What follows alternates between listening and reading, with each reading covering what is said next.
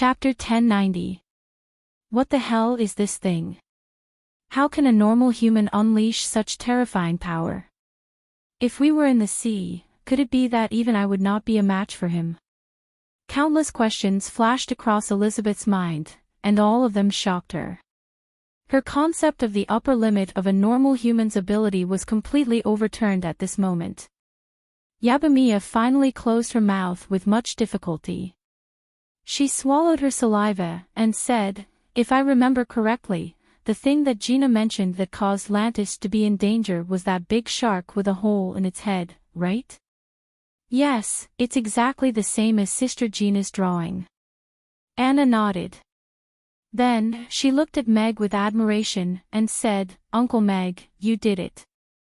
You saved this town just like in Sister Gina's drawing." "I knew it. Father is the best." Amy hugged Meg's arm happily with a proud smile on her face. She looked outside, and suddenly stopped. She pointed outside with her little finger and said, "Isn't that Sister Gina? Is she here to welcome us?" Meg looked up after hearing that. Gina was following behind an old merman in a black cloak, and was swimming slowly towards the submarine. Gina and that old merman stopped about 100 meters away from the glowing object. They placed their hands on their chests and bowed respectfully. "Honorable God, I am Dexter, the High Priest of Lantis, your most loyal believer. Thank you for saving the people of Lantis. It's the High Priest and Princess Gina. They are here to welcome God, right? Then, let's hurry and welcome them too." The merfolk of Veril quickly noticed the arrival of the High Priest and Gina. They were surprised, and hurriedly bowed respectfully in the direction of the submarine. Gina is the princess of the merfolk tribe. This old merman seems to have a higher status than Gina. However, what did he say? I don't understand at all. What should I do? Meg also heard the old merman's voice, but he couldn't understand it. Meg scratched his head. The language barrier was indeed a headache. The subsequent negotiations for the establishment of the fishery would most likely be conducted with this old mermaid. The language barrier would most likely be the biggest obstacle. After all, not every mermaid was as simple as Gina. Unknown language detected. Collecting language samples. Sufficient samples have been collected. Analyzing in progress, language sample collection and analysis complete. Successfully deciphered and loaded into the language library. Would you like to perform simultaneous interpretation? At this moment, the electronic voice sounded again. Meg was stunned. Looking at the flashing red confirm button in front of him, his eyes lit up. He didn't expect this submarine to have language learning and simultaneous interpretation functions. However, Meg reacted quickly. He said unhappily in his heart, "System, you can fucking translate the language of the merfolk tribe a long time ago, right?" He recalled that he had been communicating with Gina using sign language every day. Simple communication required guessing and guessing. The process was extremely difficult. In the end, the system's simultaneous interpretation function solved the problem. Meg was stunned. The system said, "Huh." The host didn't take the initiative to ask. Meg raised his eyebrows. Speaking of which, he had indeed forgotten the first rule of asking the system if there was a problem. What did it say just now? Father, are you hiding a little elf here? Amy looked around, trying to find where the voice came from. I think I heard simultaneous interpretation, but what is that? Yabamiya asked, confused. Everyone looked at Meg. This was something created by Meg. Its unbelievable speed and ability to observe the underwater world from all angles had already amazed them. It's a small invention. Now we can understand the merfolk's language. Meg shrugged, and clicked on the confirm button for simultaneous interpretation calmly. Honorable God, I am Dexter, the High Priest of Lantis, your most loyal believer. The high priest's voice sounded again, but this time, it was translated into the common language of the continent. Honorable God. Meg raised his eyebrows. This high priest of Lantist seemed to have misunderstood something. Gina had always called him the Chosen One. It seemed like the high priest mistook him for a god after seeing his previous actions. I can really understand it now. But Father, why did she call us Honorable God? Are we really that powerful? Amy looked at Meg strangely. That is a 10th tier great magic caster. Elizabeth looked at the high priest softly before looking at the merfolk and that small town in the distance. She seemed to be in deep thought. She didn't expect there to be an unknown merfolk tribe in the deep sea. Furthermore, there were an unknown number of 10th tier powerhouses in the tribe. If the merfolk were to escape from the bottom of the sea, it would definitely cause a huge impact on the current order of the Norland continent. This should be someone with a higher status in the merfolk tribe. He might have misunderstood our identity. Meg looked at everyone and said, apart from sending Gina home, our other objective is to establish a supply chain for the nether shark's fins and lips. The restaurant's next dish needs these 2 ingredients, so I need the merfolk's help. Then, can't we just tell Big Sister Gina directly? She will definitely help us because she is one of us, Amy said with a smile. Yes, Gina is super nice. She will definitely provide the ingredients for the restaurant. Mia nodded. This is not something Gina can decide. Meg shook his head. He looked at the respectful high priest outside, and said, he should be the one who can make the decision. Then, what do we need to do? Elizabeth asked Meg. Nether sharks were very powerful beings to the merfolk tribe. It was not a reasonable request to ask them to risk their lives to capture nether sharks for the restaurant. Gina indeed did not have the right to make the decision. The high priest looked down and stood there with a respectful expression. High priest. Gina wanted to say something after waiting for a long time, but there was no response from that glowing object. Wait quietly, the high priest said softly as he raised his hand. Gina swallowed the words that were about to come out of her mouth. She lowered her head, and kept quiet. Since he has misunderstood, then let's make this misunderstanding even deeper. A smile appeared at the corner of Meg's mouth. He pushed the lighting effect to the maximum, and then adjusted the voice changer to sage mode. He signaled for everyone to keep quiet, and clicked on the simultaneous interpretation microphone. You don't have to be so polite. The person I have chosen is already waiting for you on the surface of the sea. He will guide you in the direction of Lantist. No pop-up window. Chapter 1091. The solemn voice traveled clearly into the ears of every merman. The high priest raised his head. His body was trembling slightly, and his eyes were sparkling. It had been 1,000 years. Lantist had been abandoned by God for 1,000 years. Finally, God had blessed Lantist again. The high priest prostrated himself on the ground, and respectfully said, God, Lantist will serve you and the person you choose forever. Please remove this cursed barrier for 1,000 years for us, and get rid of the nether sharks that feed on the people of Lantist. Gina and the merfolk warriors of Veril also prostrated themselves on the ground, expressing their utmost respect to that holy artifact. The person I choose will help you. He is a good man. The solemn voice sounded again.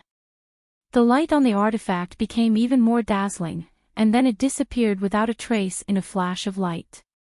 He is talking about Mr. Meg. He is really a good man. So God thinks the same way too, Gina murmured to herself. Has God left? The merfolk raised their heads and looked at the remaining 3 nether sharks that were tightly bound. The artifact that carried God had disappeared. The high priest slowly straightened his body, and looked up at the faintly visible light that had completely disappeared. He then retracted his gaze, and said to the merfolk in front of Veril Town, God is still watching over us. Lantist will be able to break free from the curse very soon. That's great. The merfolk cheered. Break free from the curse and leave the bottom of the sea. Duel also had a surprised expression on his face. He looked up at the dark barrier. He would be able to see the outside world very soon. Then, his gaze landed on the 3 nether sharks that were tightly bound. He hesitated for a while, but still mustered his courage and went forward. He looked at the high priest who was performing the healing spell on Mayor Catol, and respectfully asked, High priest, may I request to kill one of the nether sharks? The high priest looked at Duel in surprise. Aren't you afraid of it? They killed my parents, but I am not afraid of them. I want to kill them to avenge my parents. Duel shook his head, and gripped the spear in his hand tightly as he stared at the 3 nether sharks. The high priest stared at Duer for a long time, and a smile appeared on his wrinkled face. He nodded slightly, and said, God has subdued those 3 nether sharks. I think he will agree to let you handle one of them. Thank you, High Priest. Duel was overjoyed. You should be thanking God. The High Priest took back the magic ball. Catol's injuries had already healed. Thank you, Lord God. Duel said respectfully as he swam toward a medium-sized nether shark with his spear. A golden-red spear gleam that was half an arm's length lit up on the spear. Duel used all his strength to stab the spear into the vortex pattern above the nether shark's head. He had long heard that this was the nether shark's only weakness. Hiss! The nether shark let out a shrill cry and struggled frantically. However, it was entangled by the silver fishing net and could not move an inch.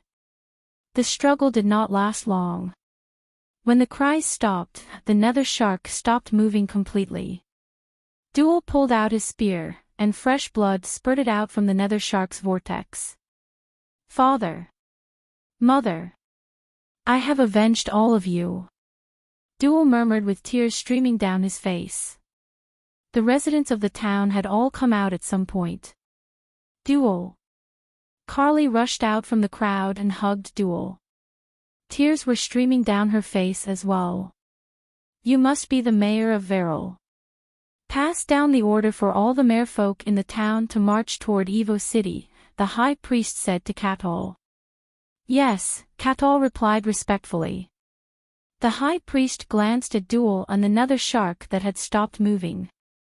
A smile of admiration appeared at the corner of his mouth. That little fellow is a good seedling. If he is willing, let him join the garrison directly after going to Evo City. Just say that I asked him to go. Catol's face lit up.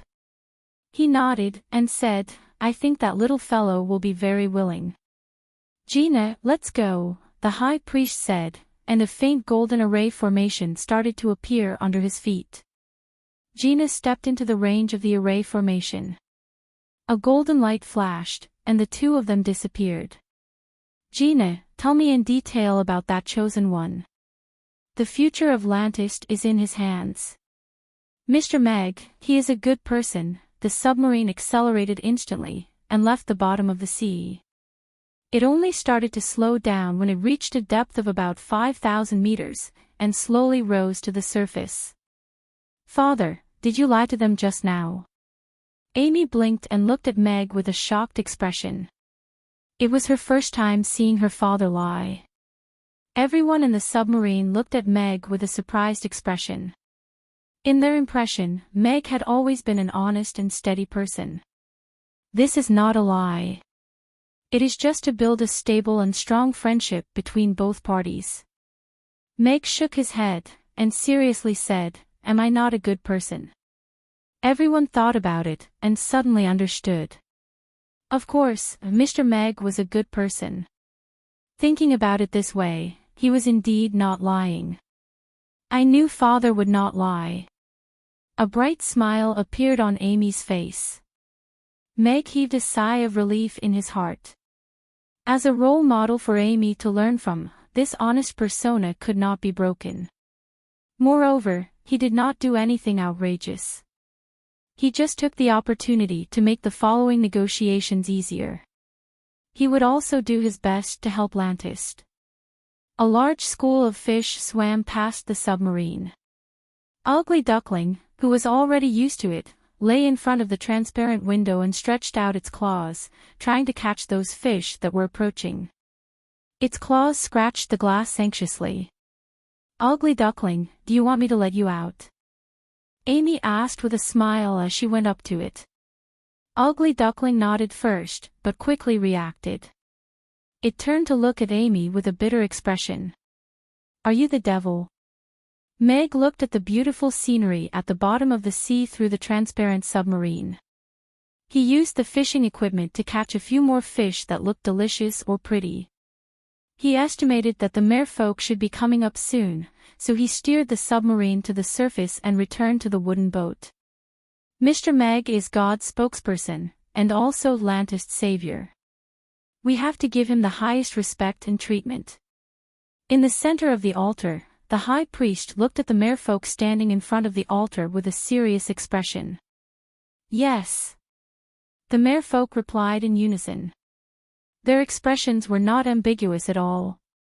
Previously, the high priest had already shown everyone the scene of God descending and easily subduing the 3 nether sharks. Now, there was only worship in the merfolk's hearts. The king also went up and solemnly said to everyone, the future of Lantis is entrusted to all of you. Chapter 1092. Dong, dong, dong. Woo, woo, woo. Not long after Meg and the rest arrived on the wooden ship, and before they could start the second round of the feast, a series of orderly drumming and conch sounds could be heard. The seawater in front of the wooden ship parted, and the high priest in black mage robes stood in the middle with Gina. 300 merpeople powerhouses slowly rose from the water. They're here. Meg's eyes lit up. He bought the simultaneous translation system for the Lantis language with the system for 250 copper coins. From now on, he could communicate with the merpeople without any obstacles. However, what the hell was this extravagance? Meg looked at the merpeople who were lined up neatly and holding all kinds of strange-looking musical instruments in their hands. Did Gina give all the mud casings to the merpeople's honor guard? Wow, it's so majestic. Amy opened her eyes wide as she looked at the merpeople who were playing attentively. Everyone on the wooden ship was shocked when they saw this scene. What a powerful lineup. Elizabeth's cold eyes revealed a hint of surprise. This was not an ordinary honor guard. Other than the high priest, there were 10 10th tier magic casters in the team, and the rest were mostly 8th tier and 9th tier powerhouses. Such strength had even surpassed the goblins and dwarves. Meg actually also sensed the strength of these merpeople. Other than being shocked, he also had some new ideas in his mind. A force that had not shown itself for thousands of years, a powerful race that no one knew about. If he could make use of them, they might become a super powerful trump card for him. Mr. Meg. Gina smiled at Meg, and then whispered to the high priest beside her, High priest, that is Mr. Meg. That cute little girl is his daughter, Amy. The other beautiful ladies are the waitresses in the restaurant. The chosen one. The high priest looked at Meg first. He had seen this human in the revelation half a month ago. Now that he saw him in person, he seemed to be just an ordinary human. He did not sense any magical aura from him, but he had a very unique temperament that made him impossible to ignore. Then, his gaze fell on Amy, and his pupils shrank as a look of amazement appeared in his eyes. A 4-year-old 6th-tier half-elf magus. There was actually such a genius in this world. Then, his gaze swept across the people on the ship. An 8th-tier frost dragon, a 7th-tier spatial magician. Just as Gina had said, the strength of the waiters in this restaurant was enough to make people take notice of them. This made him think even more highly of Mag. He was indeed the chosen one of God's chosen ones. The high priest bowed slightly, and gratefully said to Meg, "Greetings, Mr. Meg. I am the high priest of Lantist, Dexter. Thank you for saving Gina and coming all the way here to give us the miracle medicine." Gina glanced at Meg and said softly, "High priest, Mr. Meg doesn't understand our language." "Do you need me to? You don't have to be so polite, high priest. Perhaps this is all fate. Miss Gina has also helped my restaurant a lot," Meg said in fluent Lantistian language with a smile. Looking at Gina, whose mouth was slightly agape with a look of disbelief, Meg explained, "I can understand Lantistian language now. This must be an ability bestowed by God." The high priest's eyes lit up. Lantist had been isolated from the outside world for thousands of years. They didn't know the language of the outside world, and the people of the outside world naturally didn't know Lantistian language either. This made him even more certain that Meg, who was God's spokesperson, had received an unbelievable ability from God. His expression became even more respectful. Gina obviously thought so too. She looked at Meg with stars in her eyes. He was indeed Mr. Meg. He was indeed very impressive. Meg looked at the high priest's expression, and had a general idea of how to proceed with the negotiation. The bluff that he took advantage of earlier had received a very good response. Father can speak the mermaid language too." Amy looked at Meg curiously. Everyone on the ship was also surprised. It was already surprising enough that Meg's little invention could convert the merfolk's language into the continent's common language. Now, he could even speak the merfolk's language. Could this be a new invention of his? "High priest, let them stop the music first." Meg looked at the high priest with a smile. Although the merfolk's music was sonorous and very refreshing, such sonorous music didn't seem very suitable for a negotiation. "Stop." The high priest raised his hand, and the music stopped immediately. The merfolk put down the drum and conch in their hands, and looked at Meg with gratitude. After all, they were one of the few powerhouses among the merfolk. Their abilities were all above the 8th tier. It was a little embarrassing for them to play the drums and gongs here.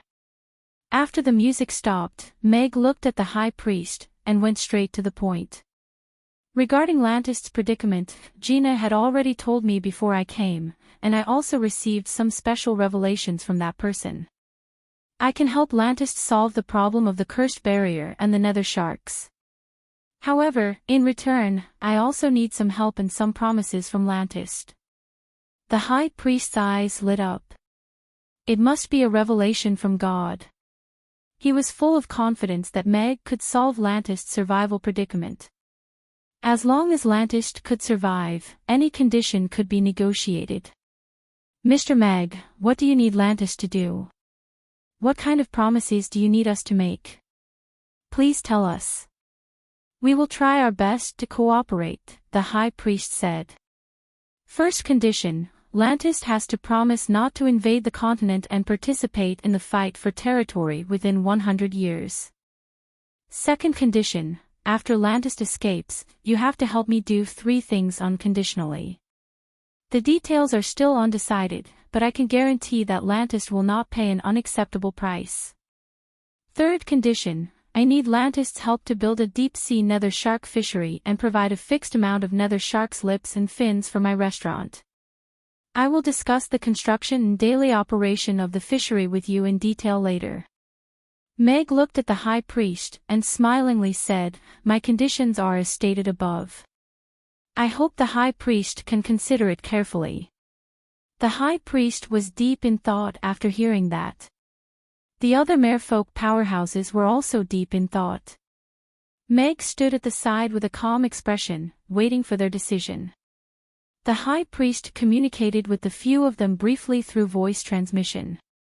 After a moment of silence, he looked at Meg, and solemnly said, "If Mr. Meg can guarantee that Lantist will never be harassed by the nether sharks, and that every citizen can pass through the cursed barrier freely, I can promise the 3 conditions you mentioned on behalf of Lantis. Chapter 1093. The fact that all of you are able to stand here and talk to me means that you can confirm that I can indeed give you the ability to pass through the cursed barrier. However, there are many people in Lantis, and the amount of mud casings I can provide is limited. Therefore, I cannot promise how long it will take for all the merfolk in Lantis to obtain this freedom. Meg looked at the high priest, and also solemnly said, however, I can guarantee that from today onwards, the people of Lantis will not be harassed by the nether sharks. Lantis will always remember your kindness. The high priest placed his hand in front of his chest and bowed. Gina and the mermaids bowed as well. You're welcome. This is God's guidance. A smile appeared on Meg's face. It was a very successful negotiation. He had successfully established a supply chain for the nether shark's fins and lips. More importantly, he had obtained the promise of help from a powerful race 3 times. This was a surprise army with more than 10 10th tier powerhouses. This would become one of his most powerful trump cards. Furthermore, no one in this world knew of the existence of such a powerful race. A smile also appeared on the high priest's face. This was indeed God's guidance. From today onwards, Lantis was going to open a new chapter.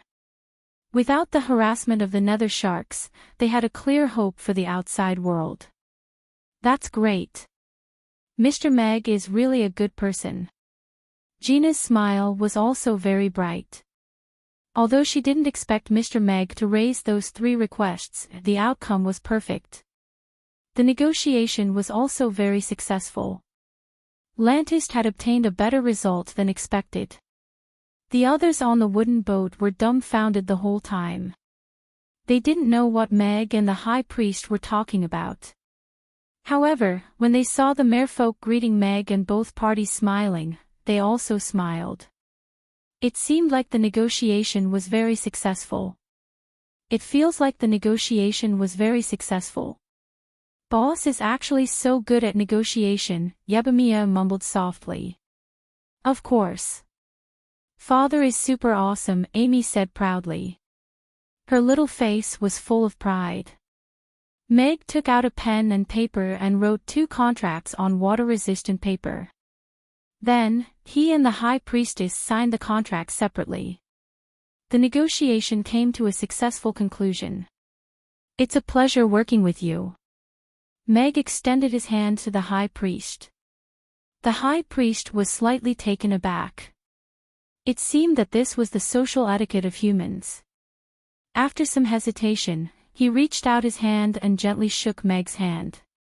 I look forward to working with you.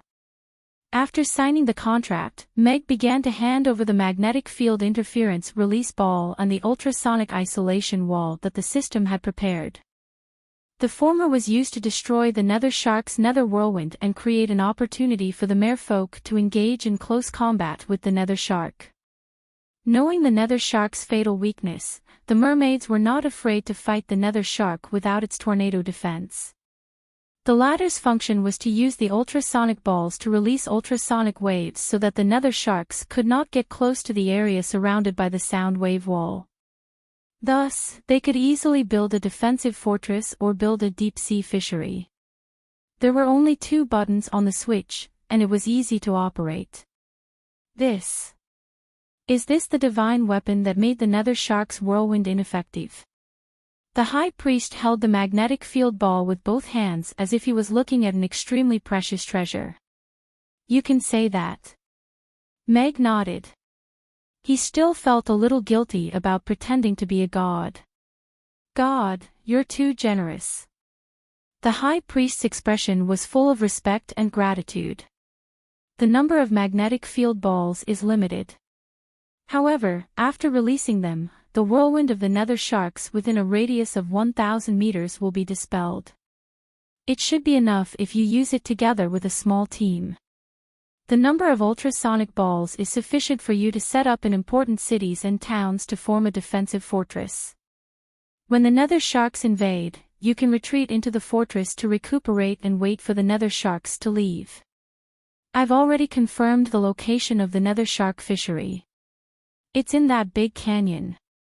You can lure a sufficient number of nether sharks into the canyon or capture them and throw them into the canyon. Then, you can use the ultrasonic wall to block the gap in the canyon. This is the map of the canyon's location and the layout of the ultrasonic balls.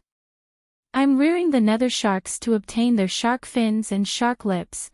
Meg continued to teach the high priest the layout method, the construction of the nether shark's deep-sea farm, and the construction of the industrial chain in detail. These were all things that the system had prepared long ago. Meg was only a lobbyist, so it was very simple. The high priest, who was always calm, got more and more excited as he listened.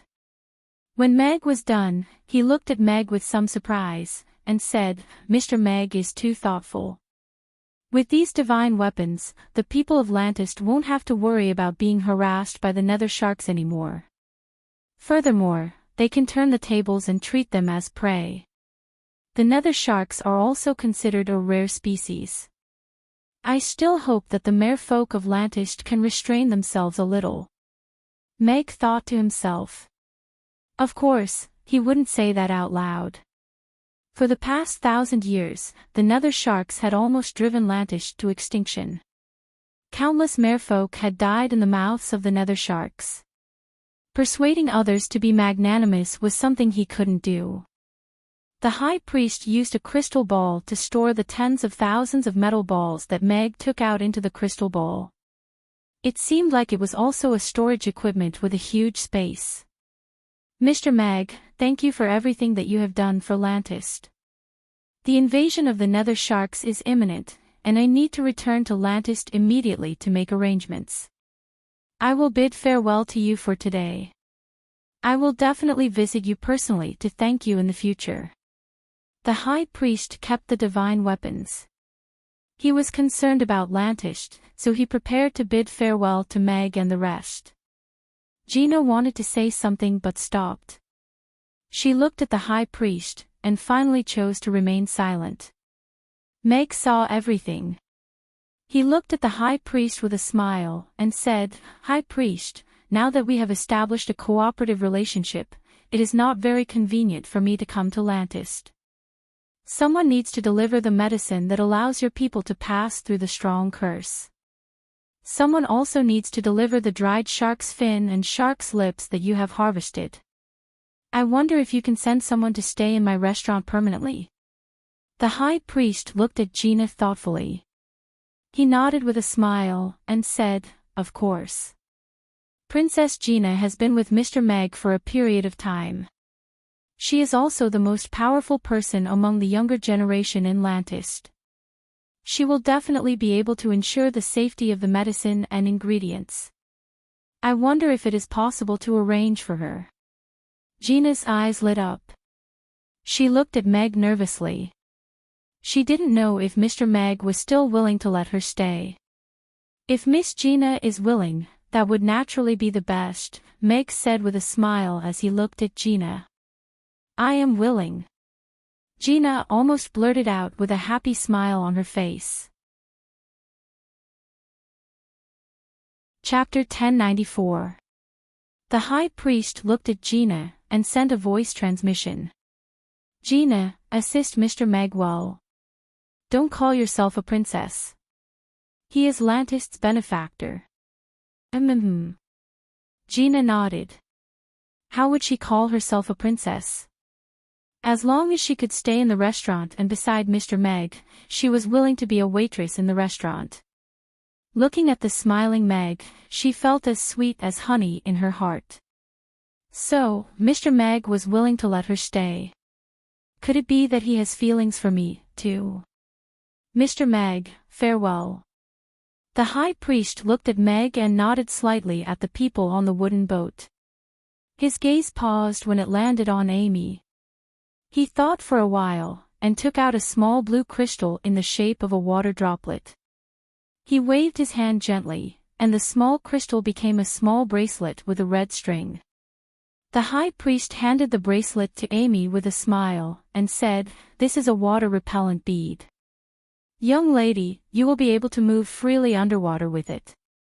This is a small gift. Take it as a meeting gift." What an adorable young lady. She is just like a little goddess from heaven. This is a great gift. Meg's eyes lit up, and he quickly got Amy to thank him. What a beautiful little bracelet. "Thank you, Grandpa Merman," Amy said happily as she accepted the bracelet. Amy took the bracelet and said happily. She immediately put the bracelet on her hand and looked at the small water droplet against the sunlight. There was a small fish inside, and it seemed to be swimming in the sunlight. "This bracelet that Grandpa Merman gave you can let you breathe underwater. Then, you will be like a fish," Meg said to Amy. "Really? Then, won't I become a little fish? Will I also become a little mermaid?" Amy's eyes lit up, and she asked curiously. You can say that." Meg nodded with a smile. After waving goodbye to the high priest and the merfolk powerhouses, Meg turned to look at the dumbfounded ladies, and announced, "Gina will continue to stay in the restaurant. Gina is not leaving." "That's great!" Mia exclaimed in surprise. Then, she hugged Gina, who had just transformed into a pair of legs, and stepped onto the wooden boat.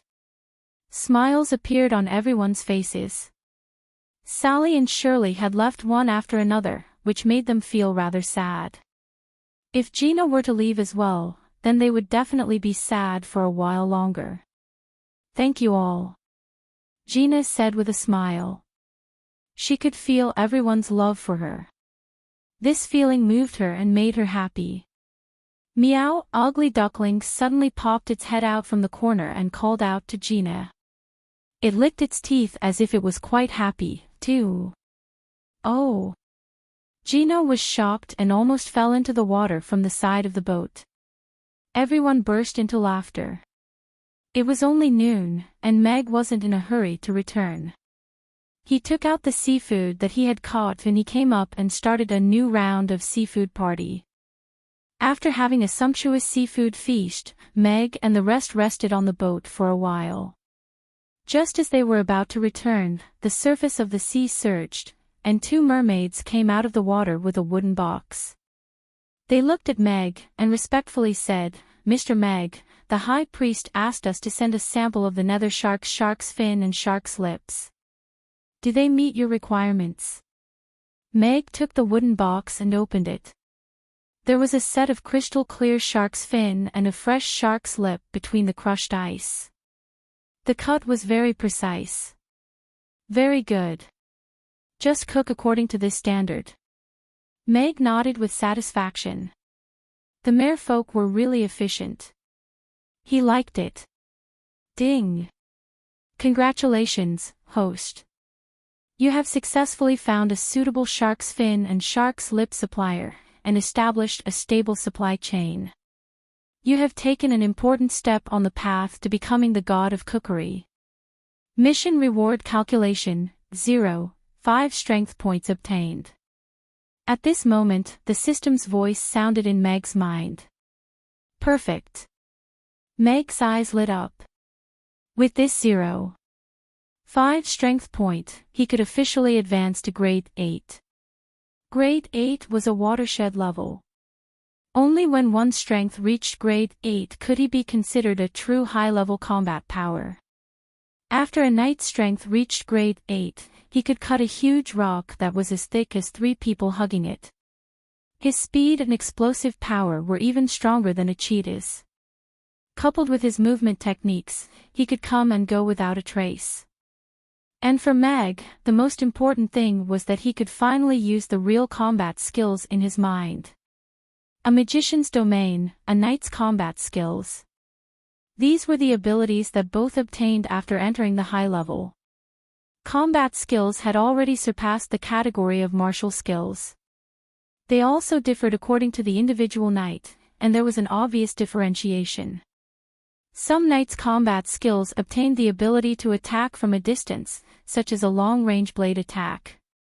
And some strengthened their combat skills, such as straight face equals blade energy plus 49 equals. Alex's combat skills were more special. After all, there was no other knight as flashy as him in this world. He chose to strengthen his sword. It seemed simple and brainless, but it made the maneuverability of the sword extremely powerful. And because of that, he had also derived countless wonderful ways to use the sword. For example, flying swords. Of course, he didn't cultivate immortality. Instead, he used his terrifying control and combat skills to control the longsword, allowing his sword to obtain a certain flying sword effect. This method was a bit like darts, but more mysterious. Of course, he rarely used this method. And very few people knew about it. But it was indeed flashy. Forcefully suppressing the agitation in his heart, Meg indicated to the system that he wasn't in a hurry to transcend the tribulation. He smiled as he bade farewell to the two mermaids and closed the ice box. He would be able to officially make the first pot of Buddha jumps over the wall tomorrow if he brought the shark's fin and shark's lips back. Naturally, there was no reason to waste them. Alright, we've been out for a day. It's time for us to go back. Meg stopped Amy, who was about to throw Ugly Duckling into the sea after tying the water-repelling pearl around its neck, and said to everyone with a smile. Meow, meow, meow. Ugly Duckling reached out its two little paws and hugged Meg's arm as if it was grabbing onto its last life-saving straw. Its eyes were filled with fear. It's okay, Ugly Duckling. With this water-repelling pearl, you can breathe in the water like a fish. You can only be considered a qualified duck after you learn how to swim. Amy pinched Ugly Duckling's fat face and said disdainfully, otherwise, what's the difference between you and a pig? Meow. Ugly Duckling meowed aggrievedly. It looked at its fat tummy and didn't dare to say anything. Alright, let's swim again next time.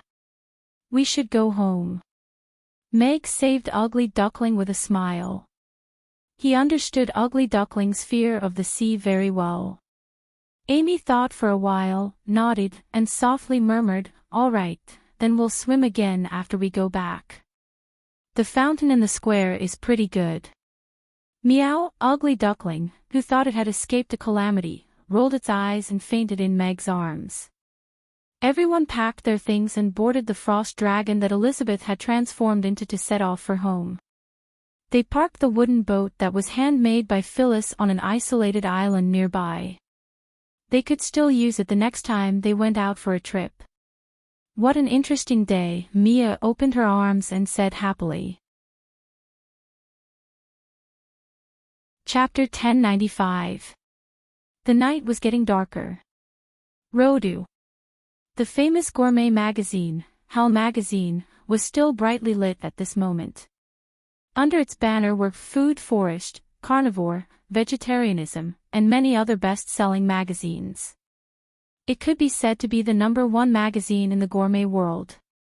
The chief editor, Gino, was pacing back and forth in his office. The sales results for this issue would be out very soon, and it would determine the fate of Hal Magazine.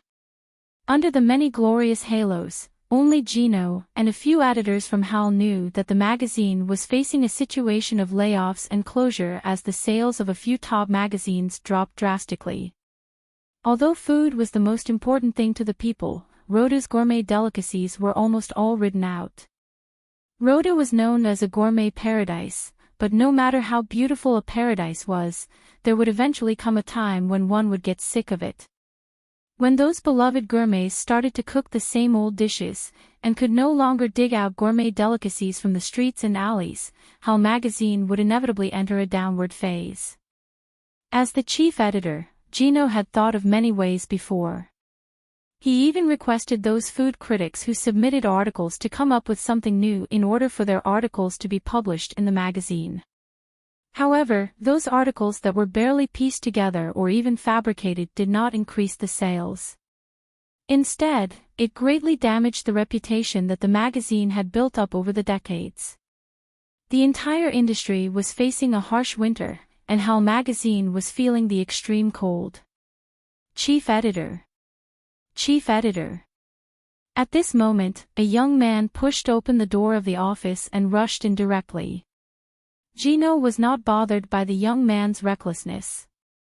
He quickly took 2 steps forward, looked at the young man nervously, and asked, "How is it? How are the sales of Food Forest and Carnivore?" These 2 magazines were Hell magazine's trump cards. If these 2 magazines did not reach the financial group's target of 50,000 sales for the latest issue of the magazine in Rodu, Hell magazine would transform into an adult-oriented magazine. He had been an editor at Hell for 30 years, and followed Hell step by step from an intern editor to the most influential gourmet magazine.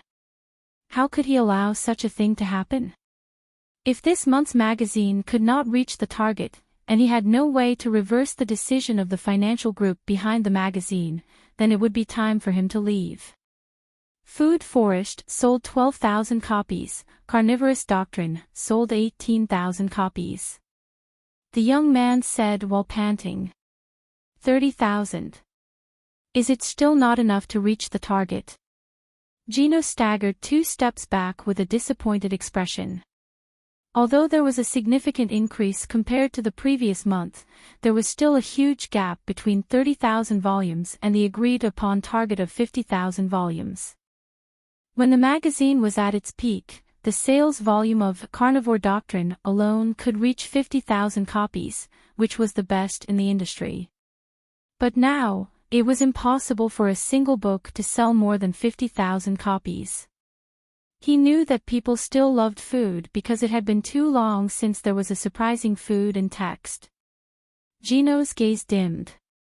He reached out and gently patted this young man who had just joined the job with a gourmet dream. He did not know how to comfort him. Perhaps from today onwards, he would be in charge of those pornographic magazines. Chief Editor, this issue of Vegetarianism has been reprinted 10 times. The sales volume in the Rhoda market alone has exceeded 100,000 copies, and the distributors are still requesting for more copies. We have exceeded our target, the young man said agitatedly as he finally caught his breath. Gino, who had decided to say something, was stunned by the young editor's words before he could even open his mouth. What did you say? Gino said in disbelief as he grabbed the young editor's shoulders. Although Vegetarianism was also one of Hell's well-known magazines, its sales volume was only 10,000 copies at its peak due to its small audience. Now, it was all supported by the head vegetarian gourmet, Derek. The sales volume of the new issue every month was stable at around 5,000 copies. How could it suddenly soar to 100,000 copies? That young editor repeated again. The sales volume of the latest issue of Vegetarianism has exploded. The sales volume in the Rhoda market has already reached 100,000 copies, and the distributors are still urging for more copies. The total sales volume is estimated to reach 150,000 copies. Or, even more, 150,000 copies, Gino murmured as he sat down on the sofa behind him. His expression was still a little dazed. When Hell was at its peak, the monthly sales volume of Carnivorous Doctrine in the Rhoda market was 72,000 copies. It left a deep mark in the history of gourmet magazines, and was almost set as the peak that could never be surpassed. But now, the niche Vegetarianism had already reached 100,000 copies, and it wasn't over yet. It might even reach a terrifying 150,000 copies. Is this crazy? Gino muttered to himself. No one would dare to lie about such things. This data was definitely correct. Vegetarianism was definitely going to be the sales champion this month, and it would definitely be the peak that caught the attention of the entire industry. It's crazy. That young editor was also agitated. When he first received this report, he wasn't any better than the chief editor was now. The printing factory is already reprinting day and night, but there's still no way to meet the supply. There are even readers who directly shouted that it's fine even if they only print Derek's gourmet review. Chief Editor, what should we do now? Derek. Gino's eyes lit up. He stood up and flipped through the pile of manuscripts on the table. He pulled out a sample manuscript from the bottom, and it was signed by Derek. In order to go all out to increase the sales volume, he had put all his energy into the top 2 magazines this month. The other magazines were finalized by the few deputy chief editors. The final draft of Vegetarianism had also been sent to his desk before, but he had ignored it. The Best Vegetarian Dish of the Year, a work that reinvigorates one's worldview. An Unexpected Harvest from Chaos City, Eggplant with Garlic. Gino read the main and subtitles softly, and his eyes were filled with surprise. He and Derek were old friends, and he was most familiar with Derek's low-profile character and strict and simple writing style. He didn't expect him to use such a title that didn't suit his usual style. Chaos City also has delicacies. Gino muttered to himself before continuing to read. I've been invited by the president of Chaos City's Food Association to head to Chaos City. As he continued reading those familiar and simple words, Gino's expression gradually lit up. Those words seemed to have some kind of magical power. A delicious eggplant with garlic seemed to really appear before him. Then, as Derek picked up a piece of eggplant and put it into his mouth. Chapter 1096. Gulp. When Gino put down the manuscript in his hand, he couldn't help but swallow his saliva. As a senior food editor who had been in the industry for 30 years, he hadn't been moved by words describing delicacies for a long time. But today, after reading Derek's article, a strong desire arose in him. He wanted to taste the eggplant with garlic sauce himself and see if it was really as delicious and tempting as Derek had described. Even a table full of sumptuous meat dishes was not worth mentioning in front of the eggplant with garlic sauce. These are words with soul, a real food review article, Gino praised. Gino praised before grabbing a handful of his hair in frustration. Why didn't I discover such a good article earlier? If I had discovered it earlier and carried out the publicity in advance, the sales might have increased by a lot. Isn't that so?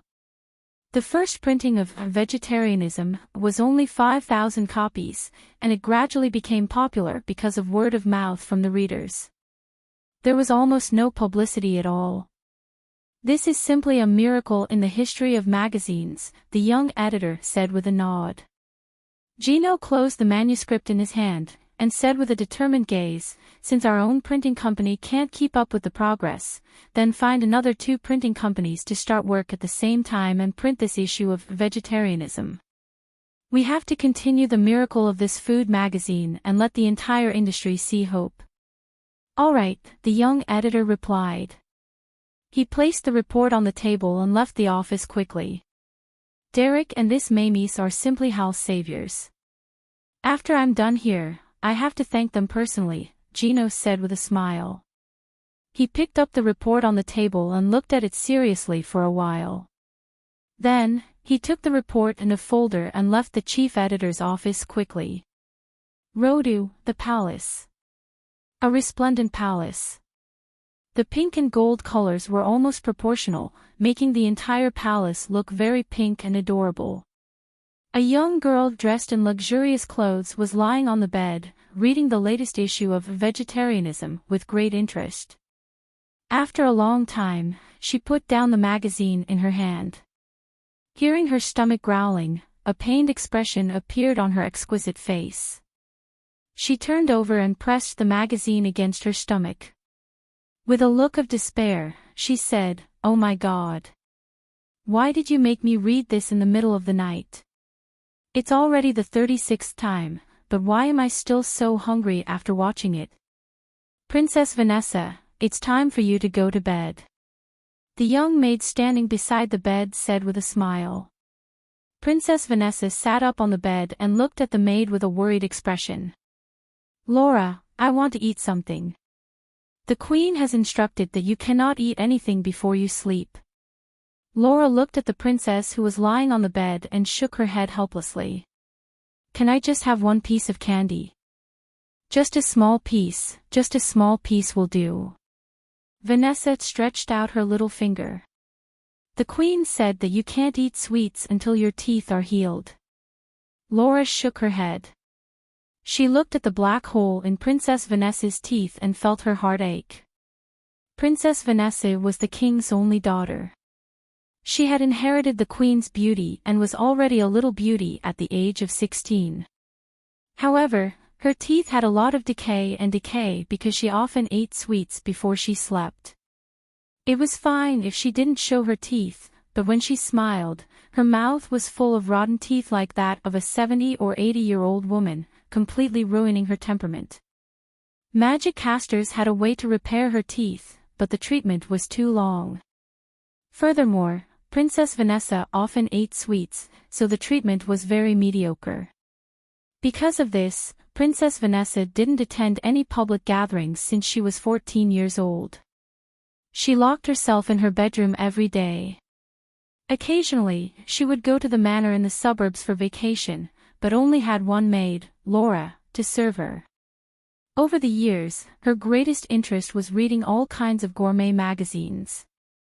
The king doted on her, and as long as she wanted to eat something, he would invite a chef to the palace to cook it for her. The queen had already given Laura an order. She had to keep an eye on the princess and stop her from eating sweets. Otherwise, she would be severely punished.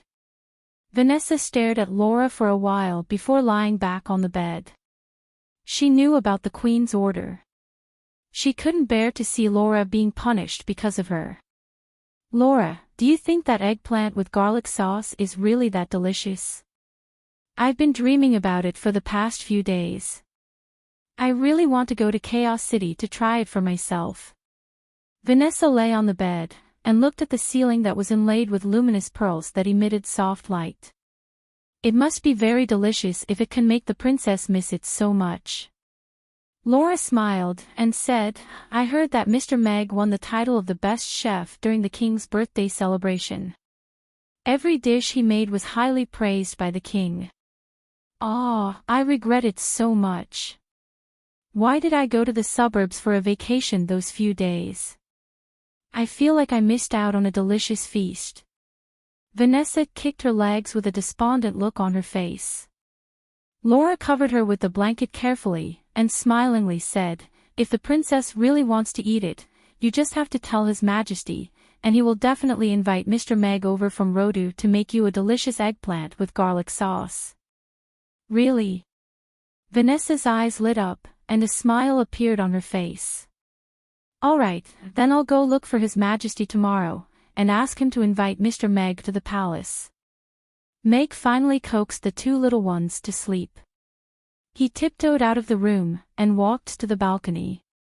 He had a bountiful trip to the sea today. Not only did he obtain an army, but he also obtained a strength point as a reward. The opportunity to break through to the 8th tier was right in front of him. Meg was obviously not someone who could keep his cool. He went to the balcony, and closed the door carefully. After that, Meg took off his bathrobe and put it aside. He walked to the center of the balcony, and heaved a sigh of relief. Then, he opened his arms, and said in his heart, System, I'm ready. We can begin. Boom! An explosion suddenly erupted in the sky. 8 bolts of lightning twisted together to form a lightning pillar, and fell on Meg's head. The lightning illuminated the balcony, and Meg, who was only wearing a pair of shorts, was bathed in the lightning. His muscles and bones seemed to have become transparent, and were being torn apart and reconstructed in a frenzy under the lightning. 3 minutes later, the lightning finally dissipated. Meg, who felt as if a century had passed, suddenly opened his eyes. He clenched his fists, and could feel a special internal force flowing through his body. He could easily control it with his mind. Is this what it feels like to break through to the 8th tier? A smile appeared on Meg's face. It was a familiar yet unfamiliar feeling. Chapter 1097. Harold opened his eyes as he heard the loud crow of a rooster. He instinctively turned his head to look at the magic clock hanging on the opposite side of the bed. It was already 6:30 am. Shit. I'm going to be late. Harold's sleepiness disappeared instantly, and he got out of bed. He pulled his pajamas off, picked up the clothes beside the bed, and put them on. Doris was woken up by the rustling sound. She rubbed her sleepy eyes as she sat up.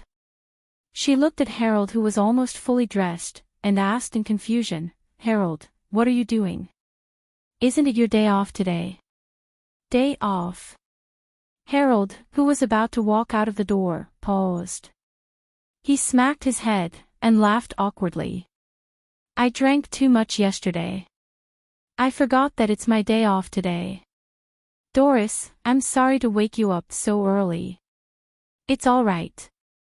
You've been too tired recently. I should have reminded you last night." Doris stood up and hugged Harold gently. Her slender fingers massaged his temples gently, and her heart ached for him. Harold closed his eyes and enjoyed his wife's shiatsu massage to ease the headache caused by his hangover. He was the sales director of a furniture company. Because the sales target for the second half of the year did not meet the requirements, he had to go to the office at 6 a.m. almost every day for the past few months. He would drink with his clients until late at night before returning home. Although his income was not low, the high-intensity work and pressure also made him mentally and physically exhausted. Fortunately, he had finally settled the deal with the big client last night. The sales target for the second half of the year was also achieved in advance because of this deal. He could relax a little now. The warm fingertips massaged his forehead gently.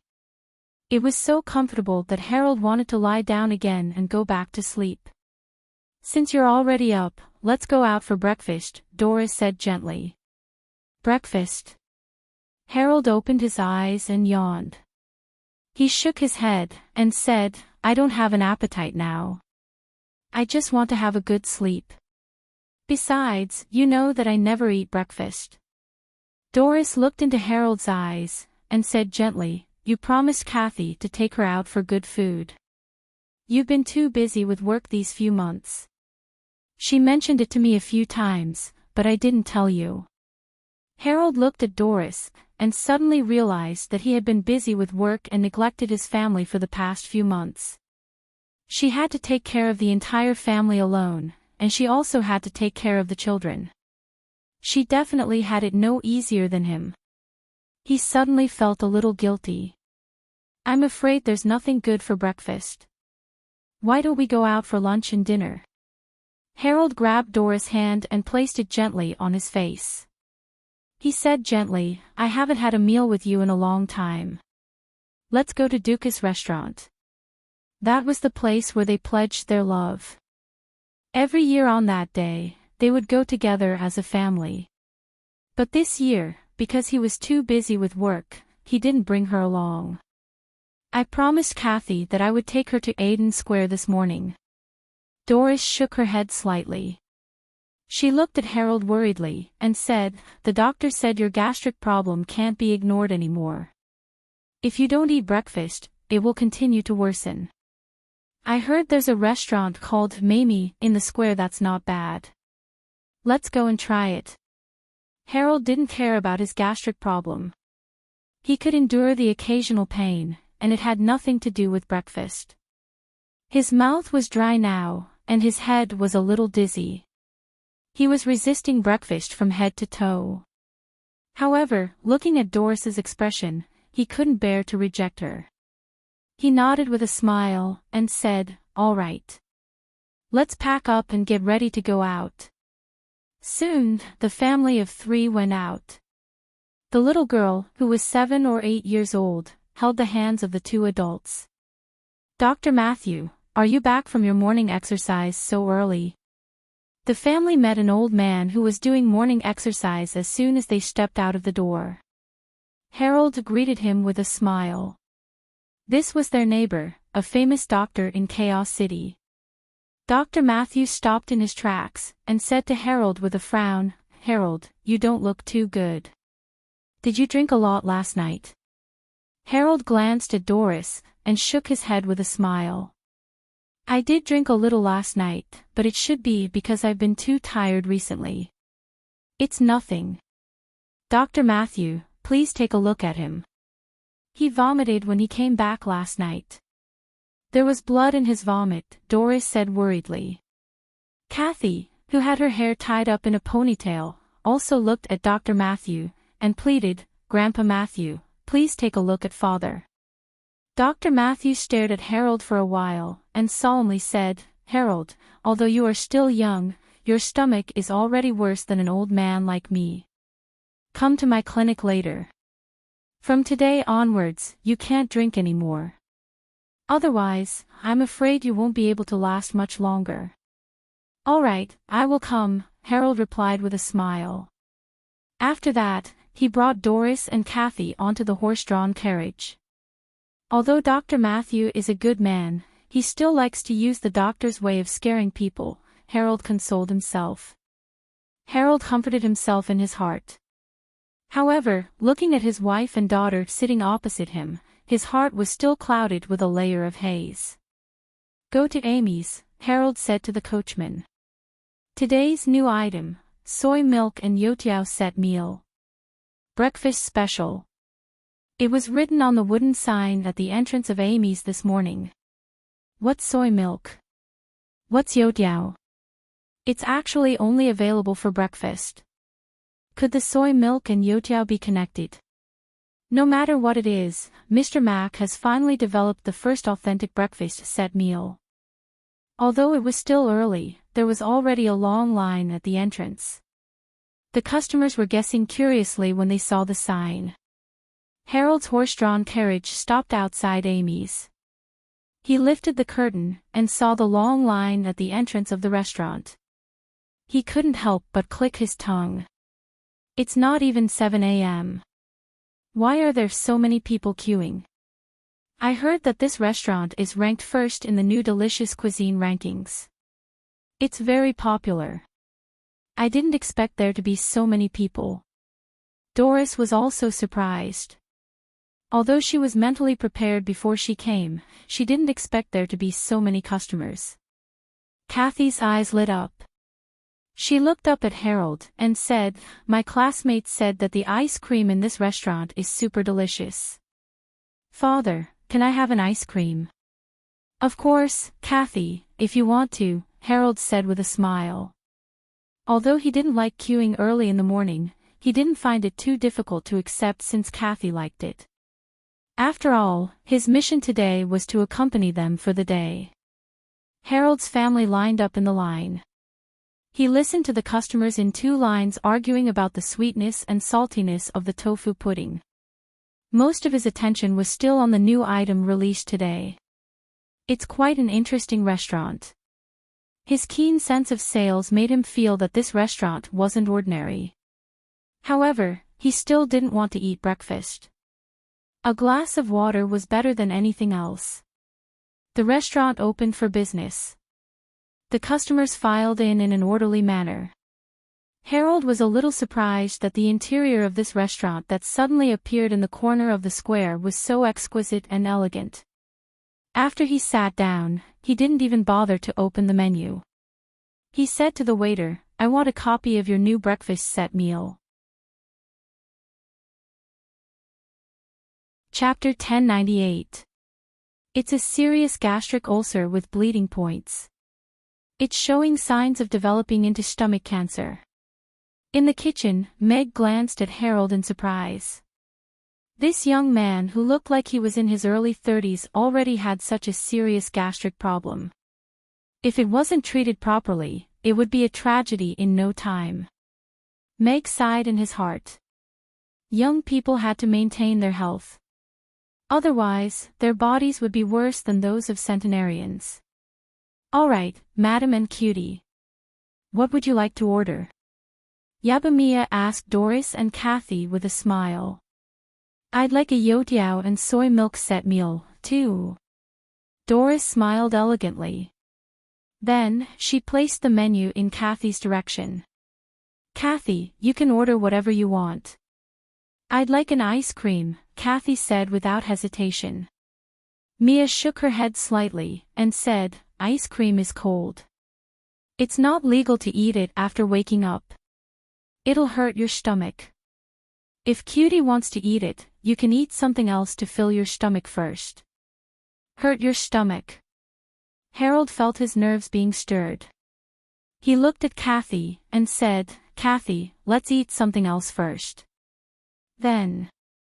I'd like the same as father and mother, Kathy said after thinking for a while. Then, she quickly added, and a strawberry ice cream. All right. Mia nodded. Then, she asked, there are 2 flavors of soy milk, sweet and savory. Which one would you like? Sweet and savory. Harold seemed to be in deep thought. Sweet tofu pudding is the way to go. Then, sweet soy milk must be something super delicious, right? Savory tofu pudding is the orthodox one.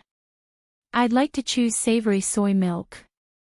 The customers at the side had already started arguing about the flavor of soy milk. Although they were all speaking softly, they didn't seem to want to give in. I'd like a sweet soy milk with less sugar, Harold said. Then, he looked at Doris. Do you want the savory one? Yes, I'd like a savory soy milk. Doris nodded with a smile in her eyes. Although they hadn't eaten together for a long time, Harold still remembered her preferences.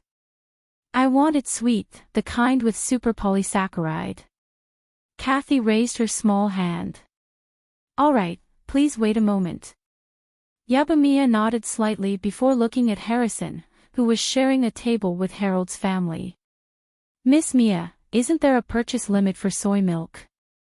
Before Yabamiya could say anything, Harrison spoke first. The soy milk on the menu looked a little like tofu pudding. Yes, there's no limit to the purchase of soy milk. You can order as many as you want. Alright, then I'll have 2 youtiao and soy milk sets, 1 sweet, 1 savory, and 1 sweet tofu pudding. Although I'm a fan of sweet tofu pudding, I still have to be brave enough to try it, Harrison said with a smile. Alright, please wait a moment. Yabamiya smiled and turned to leave. Harold looked around without batting an eyelid. As a salesman, it was inevitable for him to socialize. He had some understanding of the restaurants in the Aiden Square, but he didn't expect there to be such a unique restaurant. The elves and demons were sitting together at the same table, while the goblins and dwarves were sitting together harmoniously. This was a scene that couldn't be seen anywhere else. They're queuing up so early in the morning just for breakfast. These people are so free, Harold thought to himself. Usually, he would be having a morning meeting in the company at this time. Your soy milk and youtiao set. Not long after, Yabamiya served the family of 3 soy milk and youtiao, and placed them in front of them gently. This is soy milk and youtiao. Harold looked at the 2 golden, oily things on the plate in front of him. A crispy aroma wafted over. Although it looked a little oily, it didn't feel too greasy. Then, he looked at the bowl of steaming white soup in the white porcelain bowl at the side. This should be the so-called soy milk. It looked a little similar to rice soup, and had a faint bean aroma. There was nothing special about it. 300 copper coins for a set. It doesn't seem like much, Harold thought to himself. It wasn't as appetizing as the beef head noodles at the noodle shop next door that cost 30 copper coins a bowl. Wow, it's so chubby. This youtiao looks so cute. Kathy had already reached out to grab a youtiao. She looked at it before opening her mouth wide and taking a big bite. Crunch. A crisp sound rang out. Kathy's eyes lit up instantly. She chewed, and the more she chewed, the more fragrant it became. A blissful expression appeared on her face. This youtiao is so soft and crispy. It's so delicious. Kathy said in surprise after swallowing it in one bite. Then, she quickly took a big bite of the youtiao. This was much better than the bread she had every morning. Eat slowly, Doris reminded with a smile. Then, she picked up the soup spoon. The savory soy milk in front of her seemed to have some kind of sauce added to it compared to the sweet soy milk. There were even some chopped green onions floating on top. She stirred it gently with the soup spoon. There were also some seaweed and small shrimps inside. The savory aroma mixed with the bean aroma wafted to her face together with the heat. Her eyes lit up, and she scooped up a spoonful of soy milk and put it into her mouth gracefully. The sauce aroma, savory aroma, and freshness of the shrimps were perfectly blended together by the soy milk. Then, it bloomed in her mouth at the same time.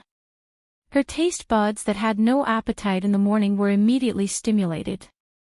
The bean aroma was so rich, and the savory aroma was just right. It slid down her throat, and the warm soy milk turned into a warm current that flowed all the way to her stomach. It was so warm that she felt her whole body being warmed up. Unbelievably delicious. Doris couldn't help but exclaim. She looked up at Harold and urged him, "You should try it too." "Is it really that delicious?" Harold didn't quite believe it. He scooped up a spoonful of soy milk, and the steam rose up.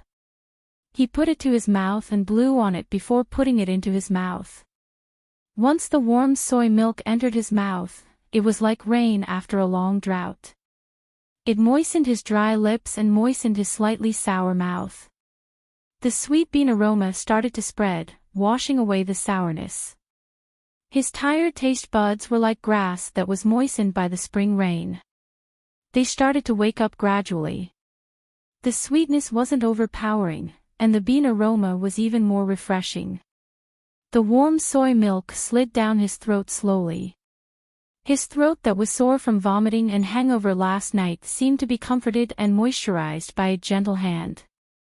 The dry and painful feeling disappeared magically. The warmth slid into his stomach, and chased away all the sourness. The warm feeling lingered in his stomach, and the discomfort in his stomach was significantly alleviated. What a wonderful feeling.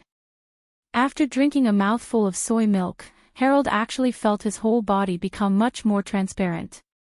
It was as if he had come back to life. He couldn't help but put another spoonful of soy milk into his mouth. He closed his eyes and enjoyed the wonderful feeling of being moisturized. Then, he opened his eyes and picked up a youtiao with his chopsticks to take a bite. Smells so good. Chapter 1099. Crunch. The youtiao let out a crisp sound when he bit into it lightly. The golden and swollen youtiao was actually fluffy and hollow inside. The more he chewed, the more fragrant it became. It did not feel greasy at all. This reminded Harold of the small crepes his mother liked to make when he was young.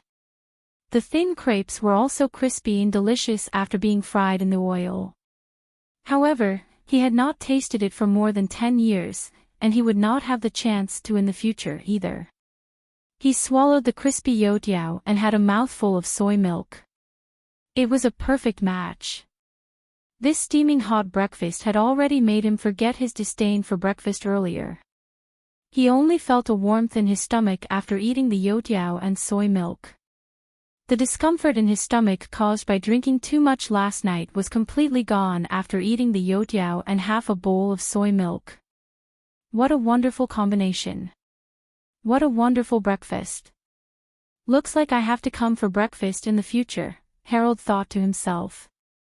Harold thought to himself that he could consider coming over for breakfast before going to work when he resumed work at 8 a.m.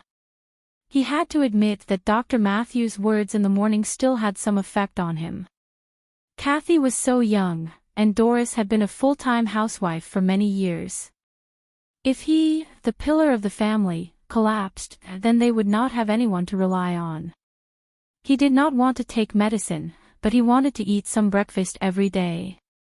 This soy milk and youtiao set meal seemed to be a good choice. Harrison, who had been swallowing his saliva for a while, also ordered 2 sets of meals. Wow, they both look very tempting. Which one should I eat first? Harrison had a conflicted expression on his face. At this moment, Meg walked out of the kitchen with a kitchen knife, and reminded them with a smile, "Oh, right. Customers who ordered the savory soy milk set meal, perhaps you could try soaking a small piece of youtiao in the soy milk. Perhaps you will get an extra delicious taste." "Mr. Mac, why didn't you say so earlier? We're all done. I have no choice but to order another set. This savory soy milk with youtiao is simply addictive. The sweet soy milk is surprisingly delicious. The soy milk should be sweet, and the tofu pudding should be salty. This is the right combination." The restaurant suddenly became lively. The customers who ate quickly could only order another serving, not wanting to miss the special delicacy in Meg's mouth. Harrison, who was debating which set meal to eat first, saw the savory soy milk on the right. Without thinking, he picked up a youtiao, broke it into small pieces, and put it into the savory soy milk. He carefully submerged it with a spoon. After a while, he scooped up a spoonful of savory soy milk and put it into his mouth. The savory soy milk was especially refreshing. The fresh aroma of the small shrimps blended perfectly with the fragrance of the sauce. A little chopped green onion made the savory soy milk even more delicious and refreshing. There's nothing better than waking up early in the morning to drink such delicious soy milk. Harrison couldn't help but exclaim. Then, he picked up a youtiao and took a bite. The crispy texture and the rich aroma of the deep-fried noodles became more and more intense as he chewed. The texture was not as hard as ordinary fried noodles. Instead, it was crispy and delicious. Moreover, the interior was hollow, which made the texture very special. This youtiao is the pinnacle of the deep-fried world. It's clearly sealed from the outside. How did Mr. Mac make the youtiao hollow? It's incredible. Harrison took a few bites of the youtiao, and was full of praise again. Now, let me try the savory soy milk soaked in the youtiao. Harrison put down the youtiao in his hand, and excitedly scooped up a section of youtiao soaked in the savory soy milk with a spoon. He put it into his mouth along with half a spoonful of soy milk. The crispy youtiao became soft after soaking in the savory soy milk. It absorbed the savory soy milk and had a special texture and taste when chewed. It was salty and refreshing with the crispness of the youtiao. The combination of the two really burst out an incredible delicacy. 1 set meal, 3 ways to eat it. Mr. Mac is indeed a genius. Harrison murmured to himself as he ate happily. Soon, he finished the savory soy milk set meal. His eyes fell on the sweet soy milk set meal. The savory soy milk brought him a huge surprise. It made him look forward to the savory soy milk a little less. He scooped up a spoonful of the sweet soy milk and put it into his mouth. The sweet savory soy milk was quite refreshing. However, he felt a little bland when he drank the savory soy milk right after he had the savory soy milk. It did not have the strong impact that the savory soy milk had before. However, it could be considered a delicious breakfast combination with the youtiao. Although the sweet soy milk is not bad, I've decided to stand on the savory soy milk side this time. Savory soy milk, sweet tofu pudding. Harrison touched his stomach in satisfaction after finishing the 2 sets very quickly. Compared to the braised chicken and rice and Yangzhou fried rice, this professional breakfast was indeed more refreshing after finishing it. Harold also finished his breakfast. The amount was just right for him. He did not feel too full, but the warmth that was still spreading from his stomach made him feel very comfortable all over. Harold glanced in the direction of the kitchen with a smile, and said to Doris, "This boss must have extraordinary culinary skills to be able to make so many customers line up. Since my stomach feels better after breakfast, I'll come here every day for breakfast." Harold glanced in the direction of the kitchen and smiled at Doris. Doris was elated. She nodded and said, "Great. That's great." She had tried to persuade Harold for many years to have breakfast. She did not expect him to decide to have breakfast after eating the youtiao and soy milk set meal today. Bringing Mamie's today was indeed the right choice. Kathy also put down her spoon and said to Harold, "I've finished the soy milk and youtiao. Father, can I have the ice cream now?" "Of course." Harold nodded. He raised his hand to signal the waiter to order the ice cream that Kathy had been craving for a long time. Harold and Doris also smiled when they saw the little one licking the ice cream happily. It had been a long time since their family came out to eat together like this. The soy milk and youtiao set meal received a good response. However, there seemed to be another debate about whether to drink the soy milk sweet or savory. Meg chose to ignore it. The customers who ate the soy milk and youtiao set meal this morning all had different degrees of relief for their stomachs.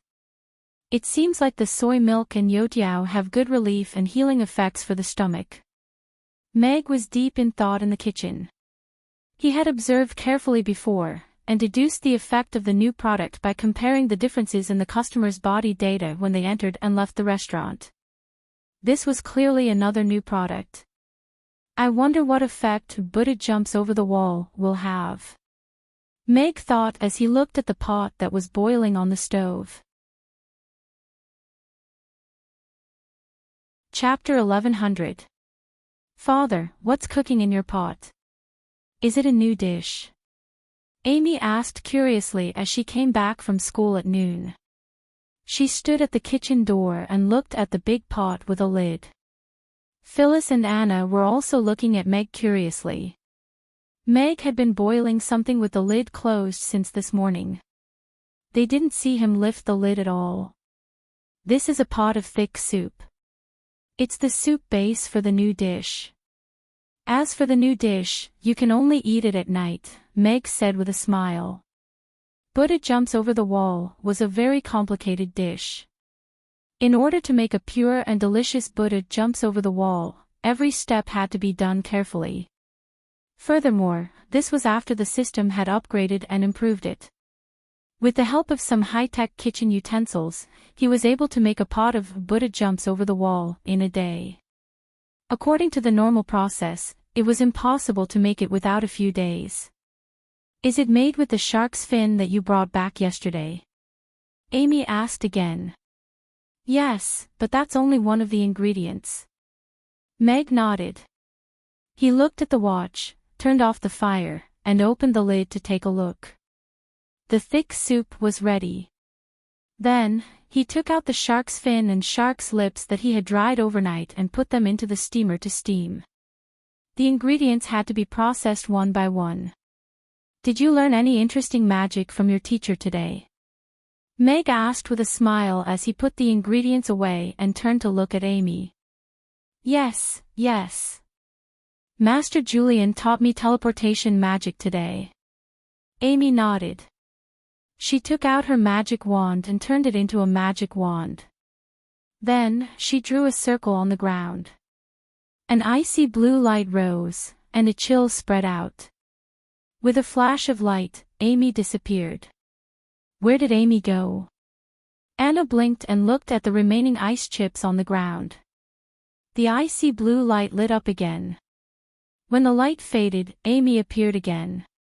She was holding a music box in her hands. She said with a smile, "Look, in this way, I don't have to climb the stairs to go upstairs." "That's pretty good."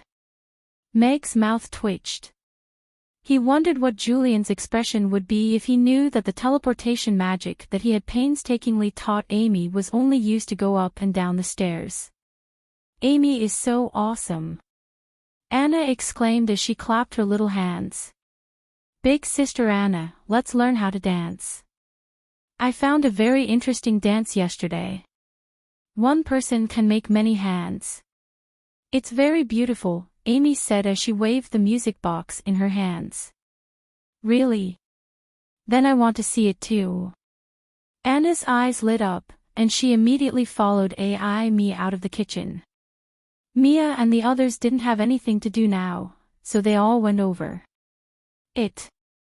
Moreover, what made them even more concerned was that Amy said that in half a month, the restaurant would be holding a major festival called New Year.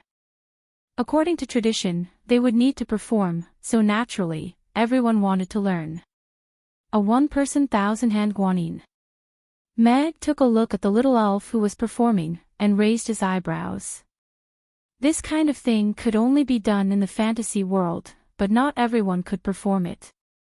Father, the soy milk and youtiao this morning are so delicious. Amy wants more, Amy said to Meg expectantly after playing for a while. If Amy wants more, I'll make more for you tomorrow morning. Because I have to make a lot of preparations, I won't be able to eat it this afternoon, Meg said with a smile. All right. Amy can eat it tomorrow morning.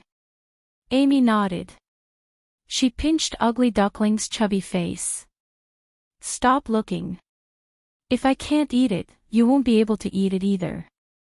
Meow, Ugly Duckling meowed aggrievedly and shrank its head back in. All right, let's eat. Meg said as he walked out of the kitchen with the last dish. He looked at the girls who were watching the dancing figures on the music box. Go wash your hands first, Meg said to Amy, who was about to sit on the chair. Ow, Amy responded obediently.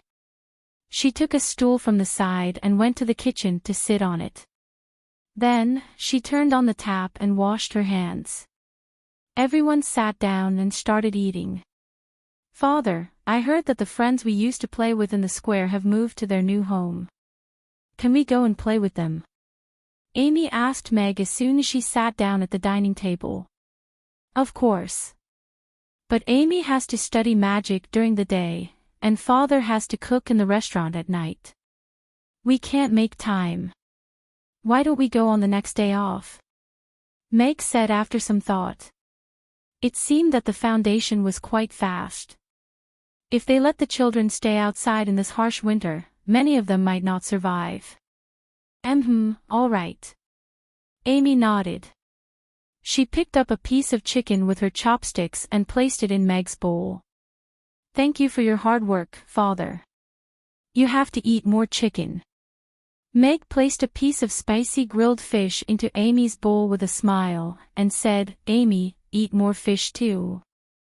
You'll become smarter after eating fish. No way. All big fish that can be caught are big idiots. Amy looked at the grilled fish and shook her head with an earnest expression. Meg. Amy placed a piece of fish into her mouth and chewed before swallowing. A smile appeared on her face as she said, but big idiot fish is delicious. Then eat more. Meg placed another large piece of fish into her bowl. He didn't know what to say. After lunch, it was time for the restaurant to open for business. Seeing as Phyllis was likely to leave soon, Meg was going to recruit another chef who could take on the responsibility of preparing ingredients. Even though Yabamiya's knife skills were quite good, she was already very busy with both the restaurant and the ice cream shop. He really couldn't bear to let her take on the responsibility of preparing ingredients. As for the others, it didn't seem like they were suitable for the job. After a busy lunch, Meg placed a deck chair in front of the restaurant and prepared to take a nap under the warm winter sun. However, just as he closed his eyes, a dark shadow blocked out the sunlight. Meg opened his eyes to find a pair of round car headlights. Why does this look a little familiar? Meg faltered slightly before looking up. He saw Countess Camilla looking down at him with a cold smile on her face. Do I look good? This sun is really round. Meg replied casually. Take a good look. You might not be able to see the sun tomorrow. Camilla's seductive eyes narrowed slightly as she leaned closer to Meg, as if she were going to press him down onto the deck chair. Of course not. The sun will still rise tomorrow, but it won't be as round as today. Meg smiled. He could guess the Countess' intentions.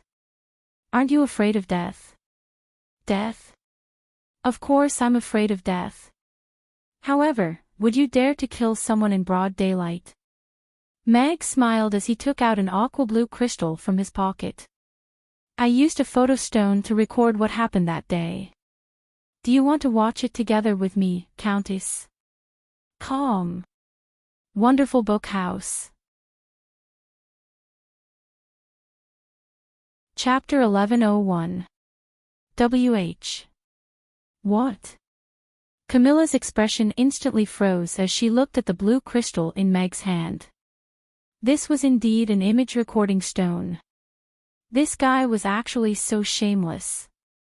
Did he record everything that happened that day in this image recording stone? Thinking back to that day when she was tied up shamefully and couldn't control her voice under his whip, the most despicable thing was that in the end, a woman who came out of nowhere slapped her with a chair and hung on the wall. If this kind of content were to spread, her reputation as the Countess of Bartoli would be completely ruined. How could there be any beautiful girls who would be deeply in love with her in the future? If Miss Gloria knew that she might be a masochist, that would be even worse. No. This kind of thing definitely can't happen. Camilla's gaze turned cold as she looked at Meg's neck with a trace of murderous intent in her eyes. There is more than one image recording stone. I left one with a friend. If I die, he will take the image recording stone out for auction. I think it should be able to sell for a good price. Meg looked at Camilla and grinned. Isn't that right, Countess? Camilla forcefully resisted the urge to suck Meg's blood dry. She didn't think that this seemingly decent guy would be so cunning. Humans are indeed the most despicable and shameless. Camilla said coldly. I only want to be safe. If Countess doesn't use any silly methods like stalking, hitting, or kidnapping, I can guarantee that no one else will know about this image recording stone. Meg shrugged with a harmless smile on his face. You. Camilla was so angry that her entire body trembled, but she couldn't do anything. She was the Countess of Bartoli, but she was actually being played and threatened by a human chef. She couldn't accept this. Meg looked at the pair of soft breasts that swayed with their owner and blinked. The sun was still a bit dazzling. Mr. Meg, Countess Bartoli. What are you doing? At this moment, a surprised voice sounded from behind them. Gloria, who had just come down from the carriage, saw the scene in front of the restaurant and covered her mouth with her hand. Meg was lying on the deck chair while Camilla was on top of him, almost completely pressing him under her body. The distance between their faces was no more than 10 centimeters. Such a charming and gentle scene actually happened in broad daylight, and it gave her a huge impact. Camilla's expression froze again.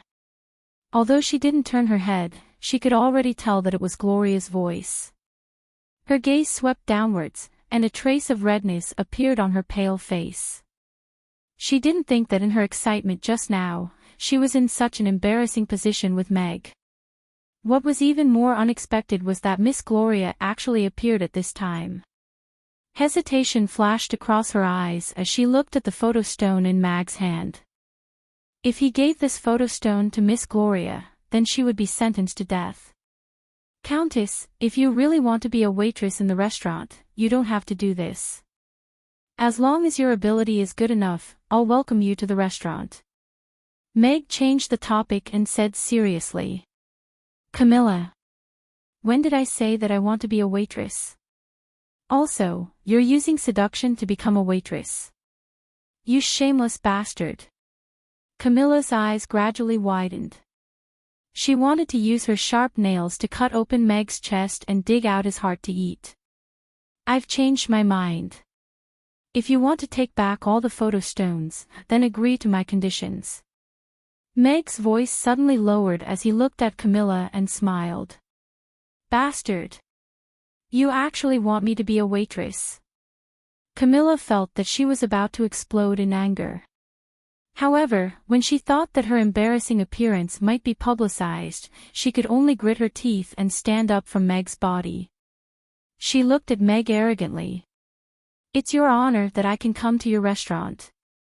You should bow down and welcome me. So it's just an interview. Gloria was stunned when she heard the conversation between the two. Meg ignored Camilla's pretentious queenly attitude and turned to look at Gloria. He was a little surprised. Miss Gloria, why are you here? Camilla also seemed to have just noticed Gloria. She gently tugged at her clothes and looked at her with a charming smile. She said gently, My dear Miss Gloria, long time no see. How are you? Greetings, Countess. Gloria bowed slightly, but there was a trace of caution in her eyes when she looked at Camilla. Yesterday, her grandfather called her alone and told her to keep a distance and be vigilant with this countess. The strange things that happened around her before might have been caused by her. When she looked at Meg, there was a bit of joy in her eyes. She took 2 steps forward with a smile and said, I have something to discuss with Mr. Meg, so I came abruptly. Oh, it's okay. I have nothing to do now anyway. Meg sat up from the recliner and looked at Camilla again. He smiled and said, Countess, you don't mind, right? Gloria's different attitude had already made Camilla a little sad. Meg's appearance of wanting to throw the bad guy to her made her feel even more displeased. However, she had to put on a smile and shook her head slightly. Miss Gloria, if you have something to talk about, you can talk about it. I naturally don't mind. Then please leave us for a moment. Meg pointed to the side and said with a smile. Camilla gritted her teeth. When she saw Gloria turn her head, she forced a smile and said, Okay, you two talk first. After saying that, she walked to the side and gave Meg and Gloria the space. This guy, I'm going to suck his blood dry sooner or later. Camilla clenched her fists and thought to herself. After so many years, she had never been so aggrieved like today. Miss Gloria, please sit here. Meg stood up and led Gloria to a seat on the side. After she sat down, he sat down opposite her and said with a smile, What do you want to talk to me about? Now that Suede is on the right track, the profits for the past 2 months have been calculated. 1/10 of it is your dividend. I've already exchanged it for banknotes from Buffett Bank and brought it to you. It's a total of 530,000 copper coins. Gloria took out 2 banknotes from her small bag and placed them on the table. She smiled and said, Previously, I promised to give 1/10 of Suede's profits to Miss Luna's foundation to help the children. However, I'm not very familiar with Miss Luna. I wonder if Mr. Meg can help me give this money to her. The weather is cold in the winter. Suede prepared a batch of winter clothes for the children. I hope Miss Luna can help distribute it. Chapter 1102. When Meg heard what Gloria had done for the children and saw the sincere smile on her face, he couldn't help but smile as well. What a nice girl. It was great to be able to take off her cloak and live a new life. Camilla was watching from a distance, muttering to herself as she pinched a leaf. If Meg did anything bad, she would step in and save the damsel in distress. However, this guy was too good at hiding in front of others. Who would have thought that this man with a warm smile on his face would skillfully tie the embarrassing knot in the little dark room? Then, he would use the leather whip to hit the softest and most sensitive parts of the body.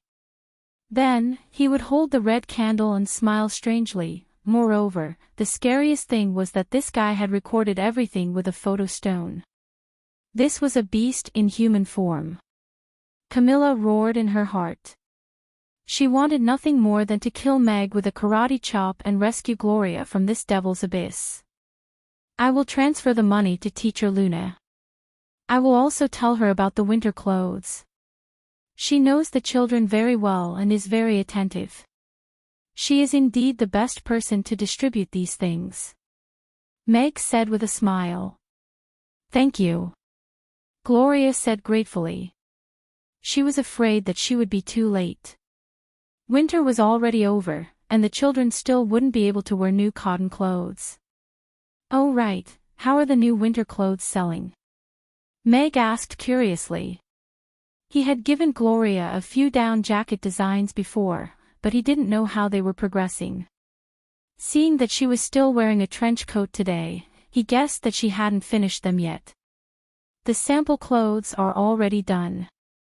They are very beautiful and super warm. However, because we need to fill the clothes with fluff, we need to purchase a lot of feathers and do some fine processing. The first batch of 10 down jackets is already being rushed. The production should be able to increase in the future. Gloria looked at Meg with admiration and praised, Mr. Meg is really amazing. Every piece of clothing you design is so beautiful. Miss Gloria, you flatter me. It's just a hobby. Meg waved his hand with a profound look on his face. The blueprint library that he had swindled from the system was enough for him to use for a few years. It was no problem for him to show off. Shameless. The system's indignant voice rang in Meg's mind. Gloria's eyes were filled with stars as she thought to herself, even a top-notch tailor would be amazed by his hobby. Perhaps Mr. Meg is a genius designer who was held back by cooking.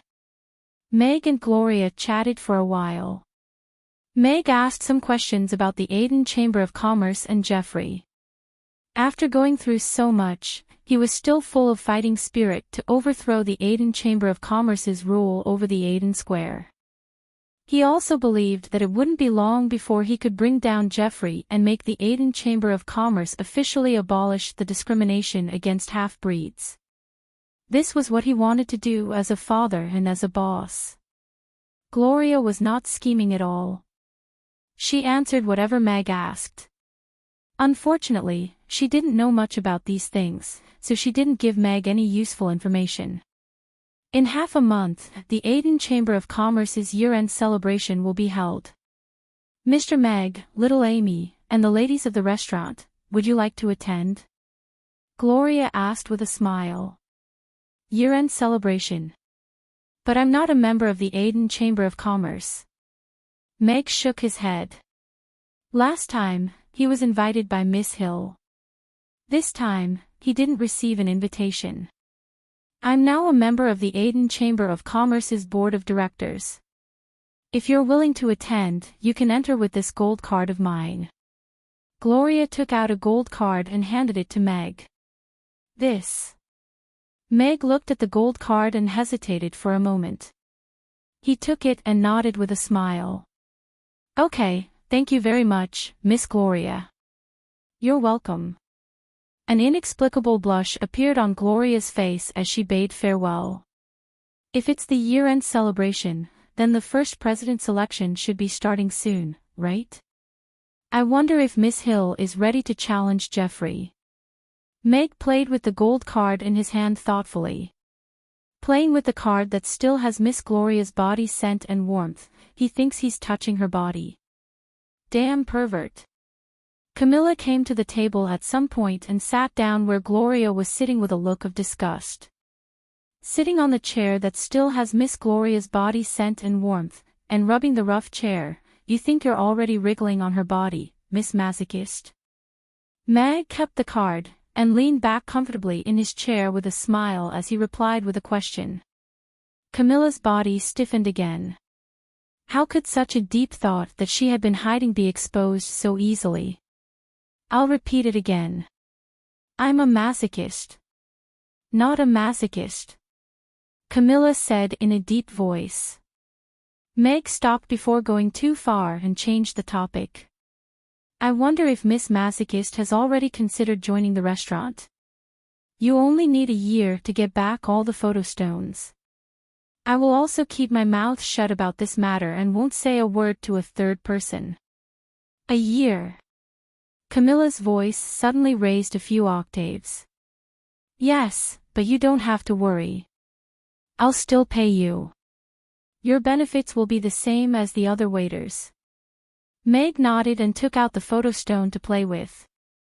How do I know if you're lying to me? You didn't have a photo stone with you that day. Camilla stared at the photo stone in Meg's hand. Then you can see for yourself. Meg casually tossed the photo stone over. Camilla caught the photo stone and glanced at Meg. She then gathered her mental strength into the photo stone doubtfully. Ah, harder, harder. Slap, slap, slap. The shameful images and sounds made Camilla's pale face turn red. Bastard. Shameless. Pervert. Masochist. Camilla angrily threw the photo stone back to Meg. You're the one who prepared everything. This can only be considered as self-defense. Meg shrugged innocently. Camilla opened her mouth but couldn't refute. She suddenly remembered that this photo stone looked familiar. It seemed like she had specially brought it that day to record the images so that she could give it to Miss Gloria as proof that Meg was a pervert. All right, take off your clothes.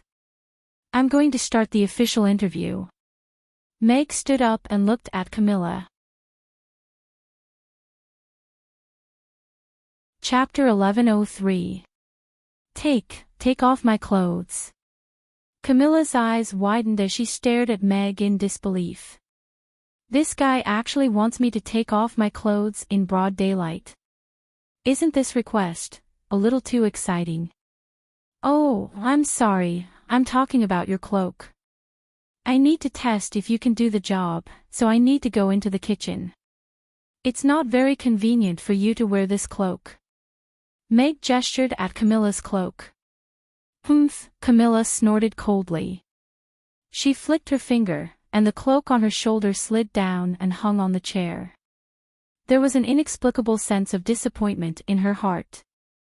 Please come in with me. Meg walked toward the dining room and held the door for Camilla to enter before letting go. In the kitchen, Phyllis was seriously practicing her fried rice. Meg walked to the kitchen door and watched Phyllis skillfully lift the fried rice in the iron wok. It turned into a beautiful rainbow before falling back into the iron wok again. He nodded with satisfaction. This girl's talent was really too good. If it wasn't for the fact that Irina really needed such a talent, he definitely wouldn't have let her go. I didn't expect an elf to be able to cook so well. Camilla also came to the kitchen door and couldn't help but exclaim. Phyllis turned off the fire and put the fried rice on a plate before looking at the kitchen door. Boss. Phyllis nodded slightly at Meg, and then her gaze lingered on Camilla's soft breasts for a moment. She suddenly felt defeated. Why are all the women around Mr. Meg so big? As expected, he still likes women with big breasts. Phyllis, very good. Meg walked into the kitchen and smiled. Can I try it? Of course. Phyllis hurriedly nodded and handed a clean spoon to Meg. Her eyes were full of anticipation. Mr. Meg said that as long as she learned how to cook Yangzhou fried rice and braised chicken and rice, she could go to Her Highness' side and help her. Meg scooped up a spoonful of fried rice and put it into his mouth.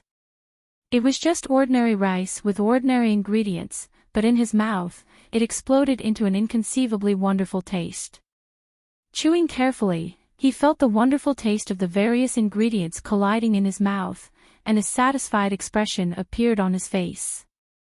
Phyllis didn't use the ingredients provided by the system, and Meg had also made some changes to the original recipe, replacing the ingredients with ingredients that could be easily obtained in the Wind Forest. The situation in the Wind Forest had already reached the level of war. It was already difficult for the frontline soldiers to fill their stomachs. Naturally, there was no requirement for ingredients. But even with the change of ingredients, the fried rice made by Phyllis was still as delicious as ever. Very good. Meg opened his eyes and gave Phyllis a thumbs up. You don't have to practice cooking fried rice anymore. I'll teach you how to make braised chicken and rice later. Really? Phyllis's face lit up, but she still found it hard to believe Meg. Of course. Meg nodded and then turned to Camilla, who was standing at the kitchen door, and introduced, This is Countess Bartoli. You're about to leave, so I'm planning to hire another worker in charge of preparing ingredients. She just volunteered, but I still need to test her ability first. Hello. Phyllis nodded slightly at Camilla, but a strange look flashed in her eyes. She had heard the princess mention Countess Bartoli before. She should be a vampire, and she seemed to have been molested by the princess in the past. Camilla withdrew her murderous gaze from Meg, and looked at Phyllis, and said calmly, Hello. She didn't have a good impression of the elves. Irina had embarrassed the vampires many times before, and she had also repeatedly. Those unbearable memories made her dislike the elves, but she still maintained a certain level of vigilance.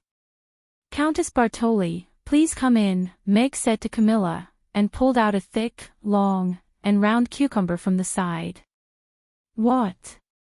What are you doing? Camilla looked at the yellow light in Meg's hand, and her throat moved unconsciously as she asked cautiously. I need to test your knife skills and talent. Meg put the cucumber on the chopping board, took the Chinese kitchen knife, and cut it in half from the middle. In the blink of an eye, half of the cucumber had already been cut into long, thin strips the size of toothpicks, and arranged neatly on the chopping board. Your turn. Meg turned his wrist, and handed the kitchen knife in his hand to Camilla. What's so difficult about this? Camilla smiled contemptuously, and took the kitchen knife to cut the cucumber in front of her. Blood. Meg looked at the intact cucumber, and then at Camilla, who was pinching her fair and slender fingers, and his eyelids twitched wildly. He felt like he had found the wrong person. This countess didn't look like someone who could cut cucumbers well at all. This stupid cucumber hurt me. Camilla stared at the cucumber on the chopping board with some annoyance. It's just a small cut.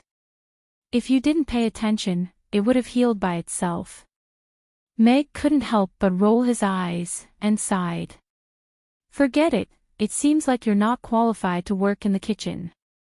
I take back what I said before. You can't be a new employee of the restaurant. This guy, he's looking for an excuse to announce the photo stone. No, this can't happen. Camilla looked at Meg with a trace of anxiety in her eyes, but her expression was still cold and arrogant. She sneered. It's just a cucumber, I can cut it into strands of hair for you. She raised her right hand, and 5 sharp nails extended from her fingertips, like 5 sharp knives. She scratched the cucumber a few times, and when she retracted her hand, the cucumber on the chopping board had already turned into a pile of hair-like strands. Meg reached out and pinched a hair-like cucumber strand. Even he couldn't help but admire her knife skills. This is the 9-inch skeletal claw, right? Meg put down the cucumber strand.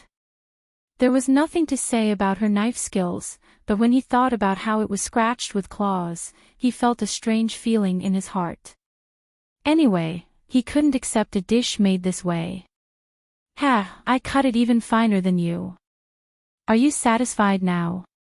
Camilla said proudly as she took out a manicure knife to clean her nails. Meg shook his head and said, using claws doesn't meet the hygiene standards of the restaurant. If you can turn your claws into knives of similar size, and at the same time maintain the same level of knife skills, then you'll be hired. Such a simple thing, of course I can do it easily. Camilla picked up 5 small knives, and then cut a cucumber into round segments of different sizes. Chapter 1104. Meg caught a piece of cucumber that rolled off the chopping board and threw it into his mouth. As he chewed on the crisp and refreshing cucumber, he looked at the slightly embarrassed Camilla with a smile, and said, "Congratulations, you've been hired. If there are no special circumstances, you can come over tomorrow morning to familiarize yourself with the work. Phyllis will tell you what work you need to do." Camilla, who was thinking about how to resolve the awkwardness, was stunned for a moment. She looked at Meg and said, "Didn't you say I can't use my claws?" "I've already thought of a solution." "I'll tell you when you come tomorrow," Meg replied calmly. "Come out, I have something to say to you alone." Camilla turned and walked out of the kitchen. "Wait a moment," Meg said to Phyllis, and followed Camilla to a position near the door. "Although I was coerced by your despicable methods and agreed to do some things for you, the fact that I'm a waitress in a restaurant can't be known by others. Otherwise, my reputation will be greatly damaged," Camilla said with a serious expression. Meg nodded slightly and said, "The preparation of ingredients can be completed before the restaurant starts operating. If you don't want others to know about this, then you can leave after you're done with your work. The customers won't know that you're an employee of the restaurant. It's a deal. It's only for a year. If you still want to play any tricks by then, I won't let you go." Camilla clenched her fists. "Don't worry, I'm a person of my word. As long as you work hard and be obedient in this year, I'll give you all the photo stones." Meg nodded. "Humph," Camilla snorted coldly, and turned to leave. "Wait, I'll give you your chef's uniform." Meg turned to the counter, and took out a set of female chef's uniform, and handed it directly to Camilla. "You're making me wear this." Camilla looked at the chef's uniform in Meg's hands, and there was a hint of anger in her eyes. "This is a work uniform. The chef has to ensure that the food is clean and hygienic for the customers. The dress you're wearing and your flying hair clearly don't meet the standards." Meg looked at her wavy hair. If a strand of hair fell into the ingredients, it would be troublesome. It would be a disaster. Camilla hesitated for a moment before taking the chef's uniform. "By the way, since you're going to work in the restaurant and become a member, it's not convenient to call you Countess. I'll call you Camilla." Meg paused for a second before revealing a smile. "You can call me boss." This guy actually dared to call me by my name. Camilla's eyes were burning with rage as she gritted her teeth and said, "Meg. Well, you can call me whatever you like." Meg shrugged indifferently. He didn't care about this anyway. Camilla took the clothes and angrily pushed the door open. She did not want to stay in this place for a second longer. "Madam, are you all right? You don't look too good. What are you holding in your hand?" The black cat servant came forward and asked cautiously as he looked at Camilla's pale face. "Scram." Camilla pasted the chef's uniform in her hand on the black cat's face before turning into a black shadow and disappearing without a trace. "Is that a chef's uniform? Why is Madam holding a chef's uniform?" Caesar looked at the uniform in confusion, but he quickly turned into a black light and chased after Camilla. After Camilla left, Meg began to teach Phyllis how to make the braised chicken and rice. This dish was actually simpler than Yangzhou fried rice. She only needed to put the ingredients into the pot according to the order and take them out of the pot at the right time. Phyllis learned very quickly, and Meg taught her very easily. Soon, they finished the lesson. Meg washed his hands and was about to leave. "Mr. Meg, do you think Her Highness will succeed?" Phyllis suddenly asked from behind. "Yes, she will definitely succeed." Meg looked back at her and nodded with certainty. Phyllis's nervous expression relaxed a lot. She sniffed and said, "Thank you. Then I'm going out." "You can continue," Meg said with a smile as he pulled the bicycle out of the door. He rode the bicycle to Chaos School. Today was a holiday for the students, so the guard allowed Meg to ride the bicycle into the school. When Meg rode the bicycle to the female teacher's dormitory, Luna was coming out with a stack of students' workbooks. She was surprised to see Meg, and said, "Mr. Meg, what brings you here?" Teacher Luna, I'm here to look for you. I didn't expect to see you here, Meg said with a smile. Why are you looking for me? Luna looked at Meg with confusion. It's about the foundation. Miss Gloria came to see me just now. It's about the donation of suede clothing and winter clothes for the children. Let's go sit in the pavilion over there for a while. Luna led Meg to a nearby pavilion. Miss Gloria promised to donate 10% of the profits from suede clothing. Meg told Luna what Gloria had told him this afternoon, and handed the 2 checks to Luna. Here are 2 checks. One is donated by Miss Gloria, and the other is a little token of my appreciation for the children, Meg said with a smile. Meg had some assets now, so he donated 10% of the profits that Gloria had given him today. Mr. Meg, your ice cream shop has already provided a lot of help to the foundation. This money, Luna said hesitantly. The children still have to go to school and eat. There are many places where they need to spend money. Teacher Luna, please accept it on behalf of the foundation. It was also because of you that Amy could eat her fill. Now we can help even more children. Meg shook his head and looked at her with a smile. Luna looked at Meg's gentle smile, and her heart softened. She nodded with a smile.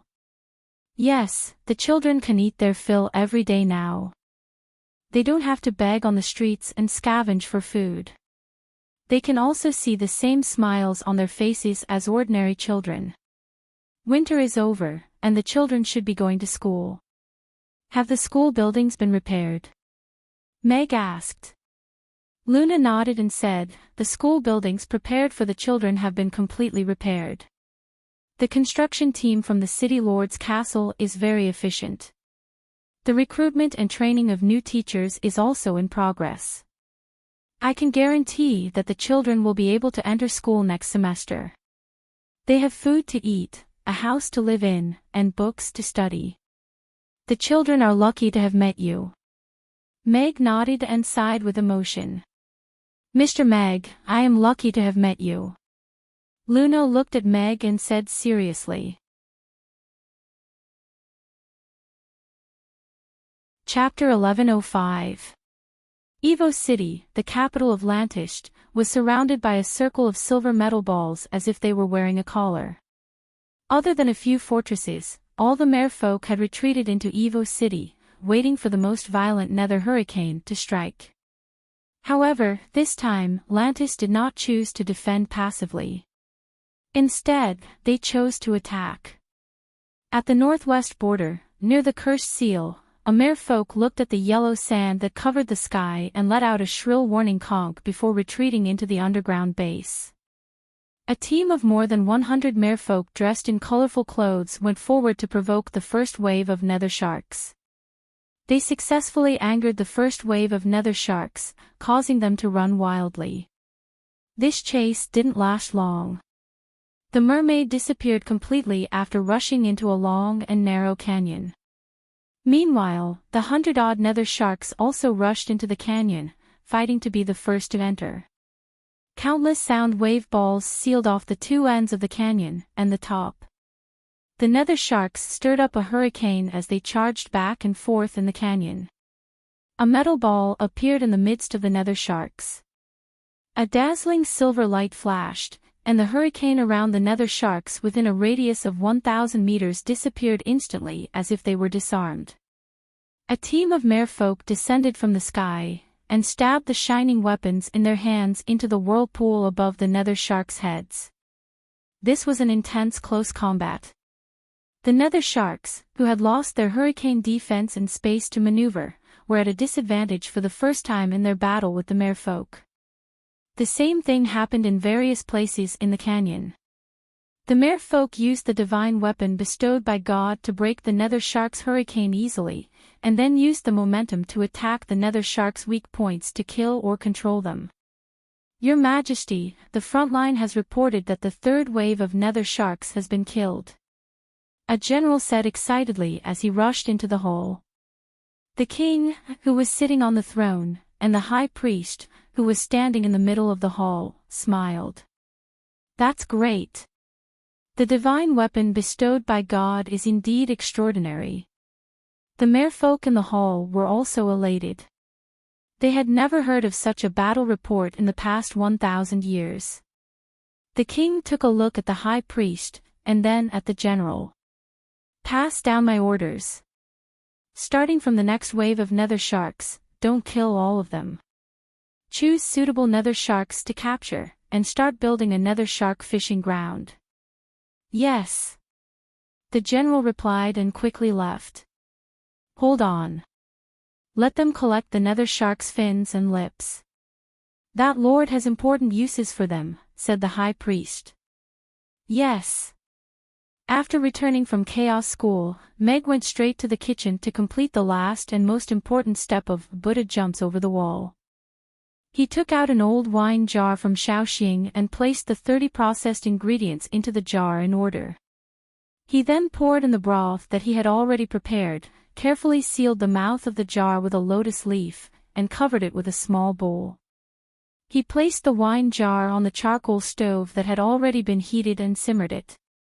Boss, what's this? Phyrus looked on with a dumbstruck expression. Meg had added so many ingredients into that huge vat. What kind of mysterious dish was he trying to cook? Meg had spent an entire day making this dish. You'll know in a while, Meg said with a smile as he looked at the wine jar that was half the height of a person. His eyes were also filled with anticipation. This was the system's so-called high-class dish. He could not wait to see how high-class it was. However, to be honest, the ingredients used in this Buddha jumps over the wall were indeed very high-class. Not to mention those top-grade sea cucumbers and abalones, just the supply chain of the nether shark's fins and lips was handled by the entire Lantist. They had spent tens of millions of gold coins to create a fishery in the sea. The cost of such a pot of Buddha jumps over the wall was 20,000 copper coins, excluding the shark's fins and lips. Because this supply chain was set up by Meg himself, it was not included in the cost listed by the system. Adding another 10,000 copper coins to the cost isn't too much at all, right? Meg thought to himself. Such a pot of Buddha jumps over the wall could feed 30 people, and each serving cost 10,000 copper coins. Even if he only sold one jar a day, he would still be making a profit of 270,000 copper coins. Actually, Meg was still a little worried about the sales of the Buddha jumps over the wall that cost 10,000 copper coins per serving. After all, the most expensive dish in the restaurant so far was the spicy grilled fish, which cost 2,500 copper coins per serving. Not to mention Chaos City, even in Rodu, it was hard to find another restaurant that cost 10,000 copper coins per serving of food. With such ingredients, it would definitely be a great tonic even if it was stewed messily. Meg convinced himself very easily. Every single one of these ingredients that he chose could be sold at a high price if they were taken out individually. After they tried this pot of Buddha jumps over the wall at night, there were still 20-odd servings left. He also planned to launch this new dish and see how the market reacted. On the second floor of the magic potion shop next door, Amy ran upstairs with an empty birdcage. She looked at Julian, who was writing something at the desk, and said, "Teacher Julian, I just used a teleportation spell on black coal, but I don't know where it was sent to. Can you guys help me find it?" "It's in the chimney," Julian replied without even raising his head. "Oh. So it went there. No wonder I couldn't find it anywhere." Amy's eyes lit up. Then, she went downstairs and stuck her head into the fireplace to take a look. "It's so dark. I can't see anything. Let's light the fire." Whoosh! The fire lit up the interior of the fireplace, bringing with it a warm light and heat. "Ah! This king's new clothes." A sharp cry rang out from the chimney, and a blackened crow fell out from the chimney. Its entire body was emitting smoke, and the few feathers that had just grown on its body were once again burnt to a crisp. Charcoal lowered its head to take a look, and its 2 legs stiffened as it fainted. Poor black coal. Did it die just like that? She reached out and pulled black coal out. There was a faint barbecued meat aroma in the air. She sniffed and her eyes lit up. It smells pretty good. Let's barbecue it for a while and sprinkle some pepper and cumin. It should be ready to eat. Are you the devil? Black coal opened its eyes immediately. It flapped its bald wings and tried its best to fly to a shelf at the side. It looked at Amy with fear. If it woke up a little later, it had no doubt that Amy would have roasted it and eaten it. That's great. I thought you were dead, black coal, Amy said. But why do you look so disappointed? Is that so? I'm pretty happy, aren't I? Master, let's talk nicely. Can you put down the wand first? I'm a little scared. Don't be scared. It'll be over soon. A smile appeared on Amy's face. She walked over to Black Coal, who was trembling on the shelf with the wand in her hand. Amy, didn't you say that today is Mia's birthday? Do you want to prepare a gift with me? Cece asked with a smile as she interjected from the side. Chapter 1106. Most of the buildings in the Bawtai prison were built underground. However, very few people knew that the highest security prison in the Bawtai prison wasn't at the 100th floor in the deepest part of the prison. Instead, it was at the 7th floor in the middle. There was only one cell on each floor of these 7 floors. Layers of magic restrictions and hard rocks and steel that were dozens of meters thick formed the most indestructible prison on the Norland continent. Those who were locked up on these 7 floors were all powerhouses who had once ruled over a region. Most of them had been locked up here since 100 years ago. They were labeled as war criminals and imprisoned here.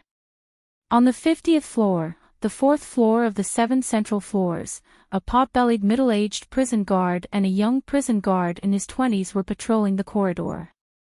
They got tired of walking back and forth in the 10-meter-long corridor very quickly.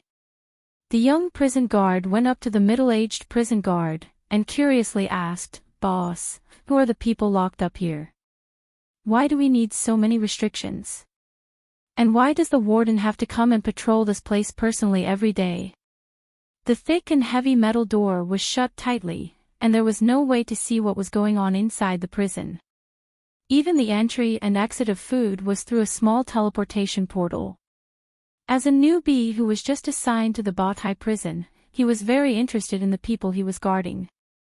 Of course, the most important thing was to listen to the legends of ruthless people to pass the time. The middle-aged prison guard was also bored out of his mind. Only the newbies would fight to listen to the stories that the old people were already sick of hearing. He mysteriously said, "The person locked up in this prison is Ruthless Rex, whose name shook the entire Norland continent 100 years ago. You might not be familiar with this name, but you should have heard of the Hairless Monk, right? Hairless Monk.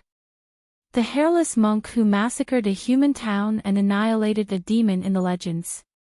As expected, the young prison guard's eyes widened in disbelief. That's him.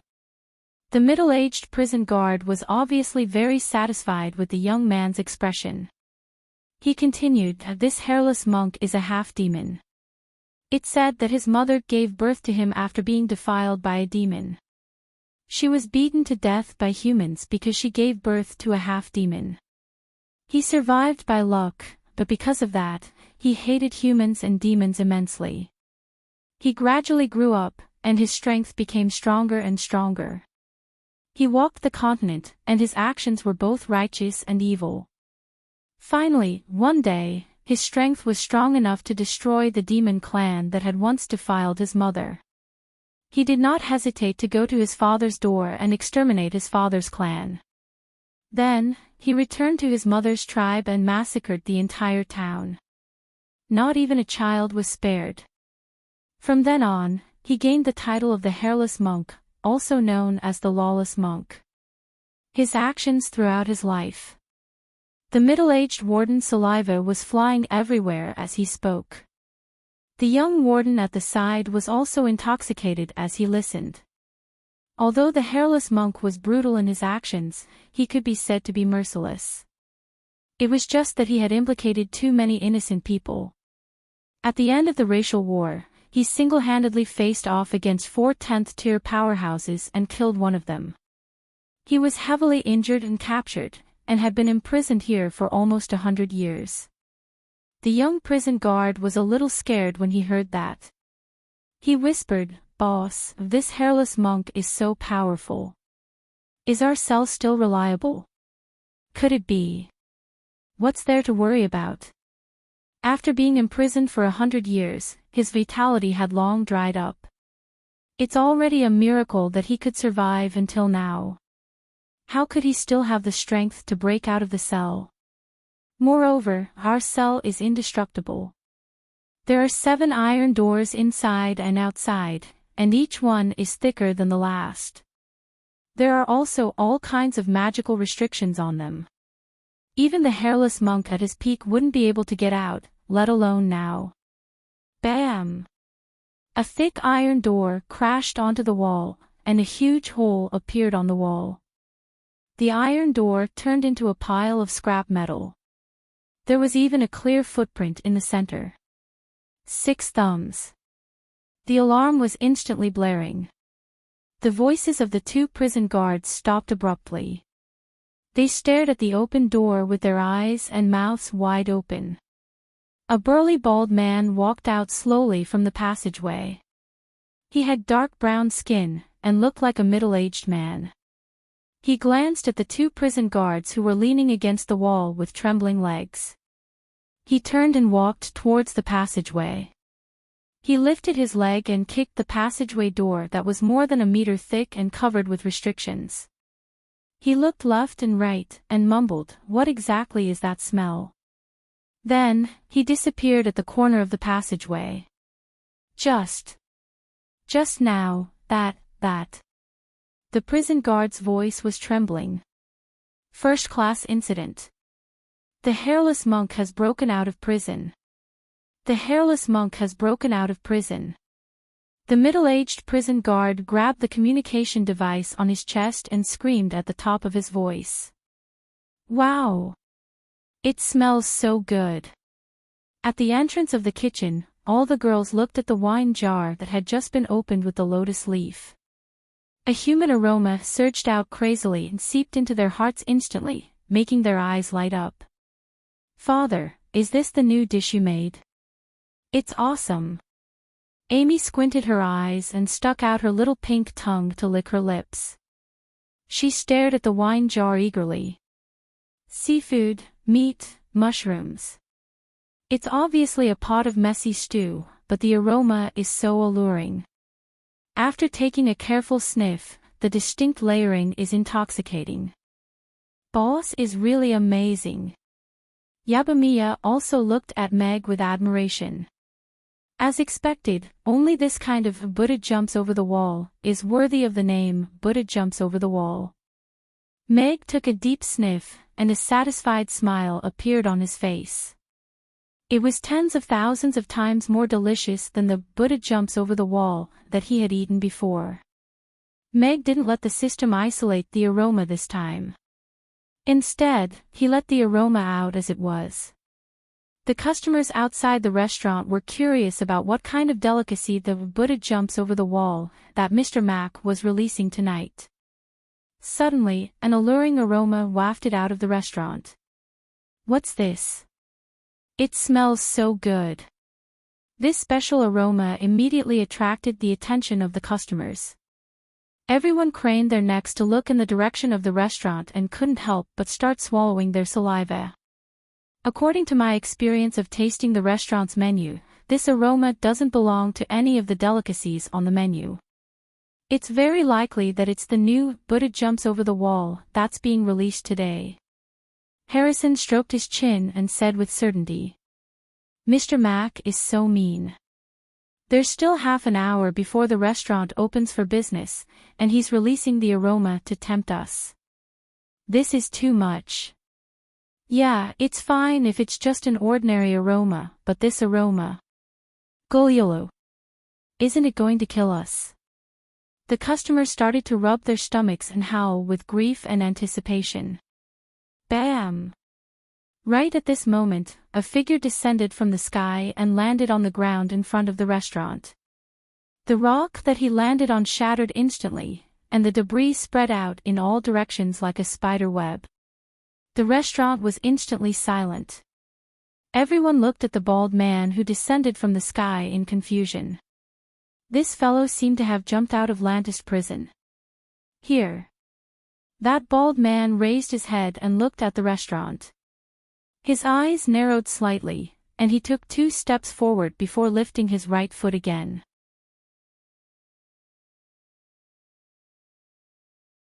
Chapter 1107.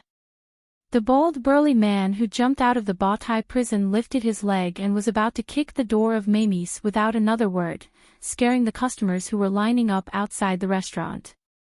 The alarm in the direction of the Bawtai prison had already sounded. It was just a wall away, and the sound was exceptionally loud and piercing. Everyone was guessing what kind of ruthless person could escape from the Bawtai prison. The action of kicking the door made everyone's heart jump to their throats. Could it be that this bald burly man who escaped from the prison had a feud with Mr. Mac? Sargeras had already walked out of the line with his foldable chair, and the Burning Legion followed closely behind. The knights in the line held the long swords at their waists, while the magic casters took out their wands. No matter who this fellow was, if he wanted to destroy Mamie's or Mr. Mac, then he would be blaspheming the sacred ground in their hearts. A thin layer of blue ice appeared in front of the wooden door. That bald burly man lifted his leg and kicked the thin layer of ice. The metal door that was more than a meter thick and was covered with restrictions was flattened by a single kick. This thin layer of ice seemed so thin compared to the wooden door behind it. Crack! A crisp cracking sound was heard, and the expected scene of the door turning into powder did not appear. Countless cracks appeared on the thin layer of ice, but it persisted for a while before crumbling into powder. Meanwhile, the strength of the bald burly man's kick was also perfectly neutralized by the ice, and it landed on the first step. Julian, who was wearing a black robe, walked out of the magic potion shop slowly with a wand in his hand. He looked at the bald burly man standing at the restaurant's entrance, and narrowed his eyes with a solemn expression. With a hoarse voice, he said, "You are the hairless monk." The hairless monk also turned around to look at Julian in surprise. His black eyes landed on Julian, and he seemed to be in deep thought. However, he quickly turned his gaze back to the wooden door in front of him, and lifted his hand to slap the wooden door again. "I don't care if you have hair or not.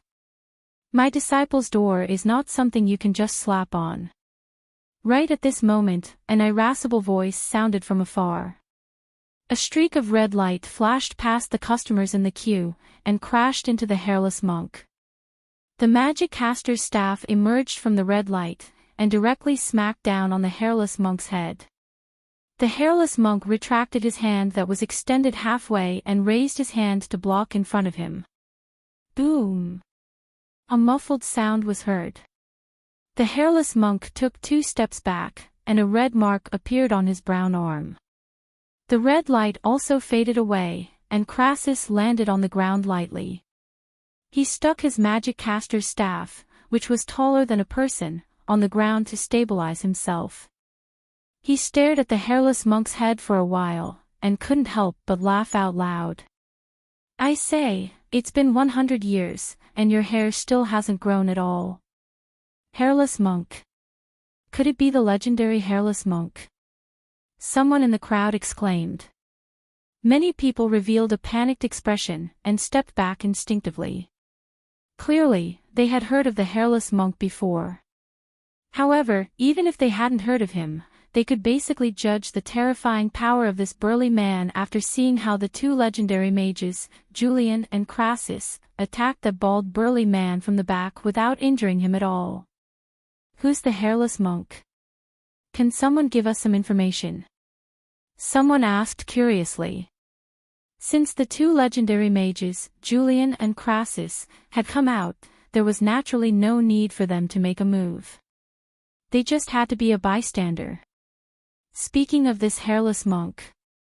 Very soon, storyteller Carl began to recite his clapper, and started to impart some knowledge to the audience. Emergency attack approaching. Defense overloaded. Crisis temporarily averted.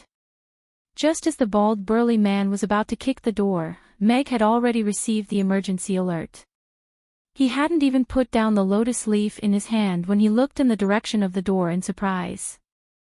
Who was it that chose such a time to knock on the door? Meg's two masters were both here at this time. However, he quickly sensed an unfamiliar and powerful aura outside. It was a 10th tier powerhouse. This made him a little vigilant. A 10th tier powerhouse knocking on the door was something that had never happened before. Could it be that the powerhouse from the Red Dragon tribe was here to cause trouble? What a powerful aura.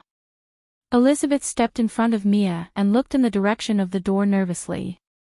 That wasn't the aura of Julian and Crassus, but the strength of the aura wasn't below that of the Great Elder.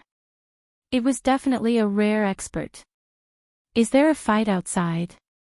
You must be super lively. I'm going to take a look. Amy picked up a small stool at the side and ran towards the door. Amy, wait. Meg threw the lotus leaf aside and followed Amy to the door. With Crassus and Julian around, he wasn't really worried about Amy's safety. However, he was also curious about which 10th tier powerhouse was knocking on the door. It's you. After being knocked back 2 steps by Crassus, the hairless monk looked at Crassus. His gaze paused on the magic staff in his hand for a while, and a strange expression appeared on his face as he spoke in a slightly low voice. I didn't expect you to still remember me after so many years. Crassus pursed his lips. I remember this. The hairless monk looked at that magic staff. Crassus stroked his short beard. 100 years ago, I was in my prime and handsome period. Now that I'm old, it's no big deal that you can't recognize me. He means that you're not even as recognizable as a wooden club. Julian rolled his eyes at the side. The customers who had retreated 20 meters away raised their heads and tried their best not to laugh out loud. Crassus' expression froze, and he put his hand down. He looked at the hairless monk and said, Since you've already escaped from that prison, why didn't you find a place to hide? Why did you have to come and smash my disciple's door? Julian's expression also turned cold. The blue light on the magic staff in his hand flickered as if magic could be released at any time. There's something I want in here. The hairless monk took a deep sniff, and a hint of indulgence appeared on his face. He looked at Crassus and Julian, and a hint of murderous intent flashed across his eyes. He coldly said, I'll leave after I get it. If you stop me again, I'll kill you. A chilly aura spread out in all directions from Julian's feet. Frost appeared on the ground, and a white path extended toward the hairless monk. The magic staff in Crassus' hand also lit up with a dazzling red flame. The intense aura rose into a heatwave, and it seemed as if even the void was going to be burned through. The customers at the restaurant's entrance retreated another 10 meters. In a battle between 10th tier powerhouses, a slight ripple could result in one's death. There was complete silence in the surroundings. Creak. Right at this moment, the restaurant's door opened outward slowly. A little loli stuck half of her body out while hugging a small stool. There was also a fat orange kitten that squeezed its head out from beside her feet. Chapter 1108. 2 pairs of bright and clear eyes stared at the hairless monk and Crassus who were standing at the door. The hairless monk, who was about to make a move, was also stunned. He was a little lost in thought as he looked at the little loli who stuck half of her body out of the door. Such a small person was actually so exquisite and adorable. Those big eyes were even sparkling as if the most beautiful thing in the world was hidden in them. After staying in that pitch-black prison for 100 years, he had forgotten the sea of stars and many other things. His entire life was accompanied by suffering and hatred. He watched his own mother being beaten to death. He killed his own father and his clansmen with his own hands. He killed everyone who made a move and cheered for his mother's death back then. He didn't know what was beautiful. Until he killed all his enemies, he even lost his goal to live on. Without a goal and desire, there was no difference between being alive and being dead. Therefore, he failed and was locked up in the Bawtai prison. In these 100 years, he had never tried to break out of the prison. To him, the world outside the prison was just a bigger prison. Why should he jump from a small prison to another big one? Until just now, he felt a mysterious calling. He had already forgotten how long it had been since he felt his desire so strongly. Following the calling of his heart, he left the prison that he had stayed in for 100 years and came to the outside world. He found this restaurant that was only one wall away from the Bawtai prison. The fragrance in the air was so clear. He was sure that it was this fragrance that led him here. Perhaps it was some kind of spirit medicine. No matter what it was, he wanted to get that mysterious fragrance. This strong feeling was almost out of his control. However, when he saw this little girl who stuck half of her body out of the half-open door, he felt his heart that was as hard as stone suddenly tremble. It was as if countless mud casings had fallen off and started to beat.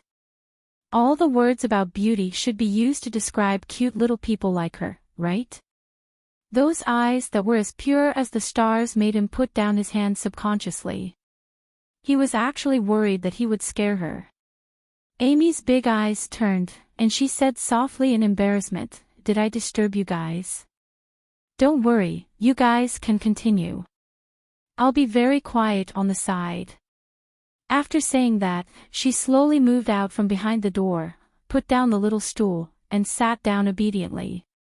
She scooped Ugly Duckling into her arms and rested her head on its head. Then, she smiled and said, "You can continue now."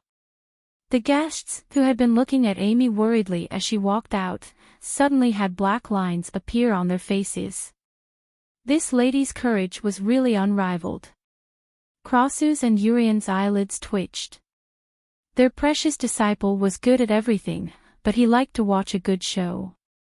Furthermore, he wasn't afraid of making a big deal out of it. He even dared to sit in the front row with a small stool. This made it difficult for them to do anything. The door of the restaurant opened, and a rich aroma wafted out. Lex's gaze became determined again. The thing he was looking for was indeed inside. "I'm the owner of this restaurant. What can I do for you?" Meg asked calmly as he opened the half-closed door completely. He stood at the door, looked at this burly bald man, and asked calmly with vigilance and wariness in his eyes. Since Amy had already moved a small stool out, he naturally couldn't hide at the back anymore. To be able to make Crassus and Julian so nervous, this fellow must be a ruthless character. Barefooted, wearing tattered clothes, a shiny bald head, tanned skin, and a muscular figure. Coupled with the ear-piercing siren next door, Meg could basically determine this person's background. To be able to escape from the Bawtai prison, which was known for its sturdiness, this hairless monk's ability naturally couldn't be compared to a normal 10th-tier powerhouse. "Mr. Mac, bring little Amy and step back a little.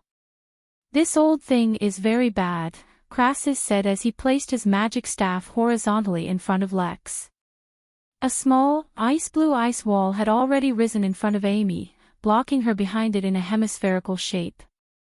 "I want that thing." Lex looked at Meg. He could tell that this man and that little girl should be father and daughter, so his tone became slightly calmer as he spoke while pointing at the restaurant. "That thing. Meg was a little puzzled.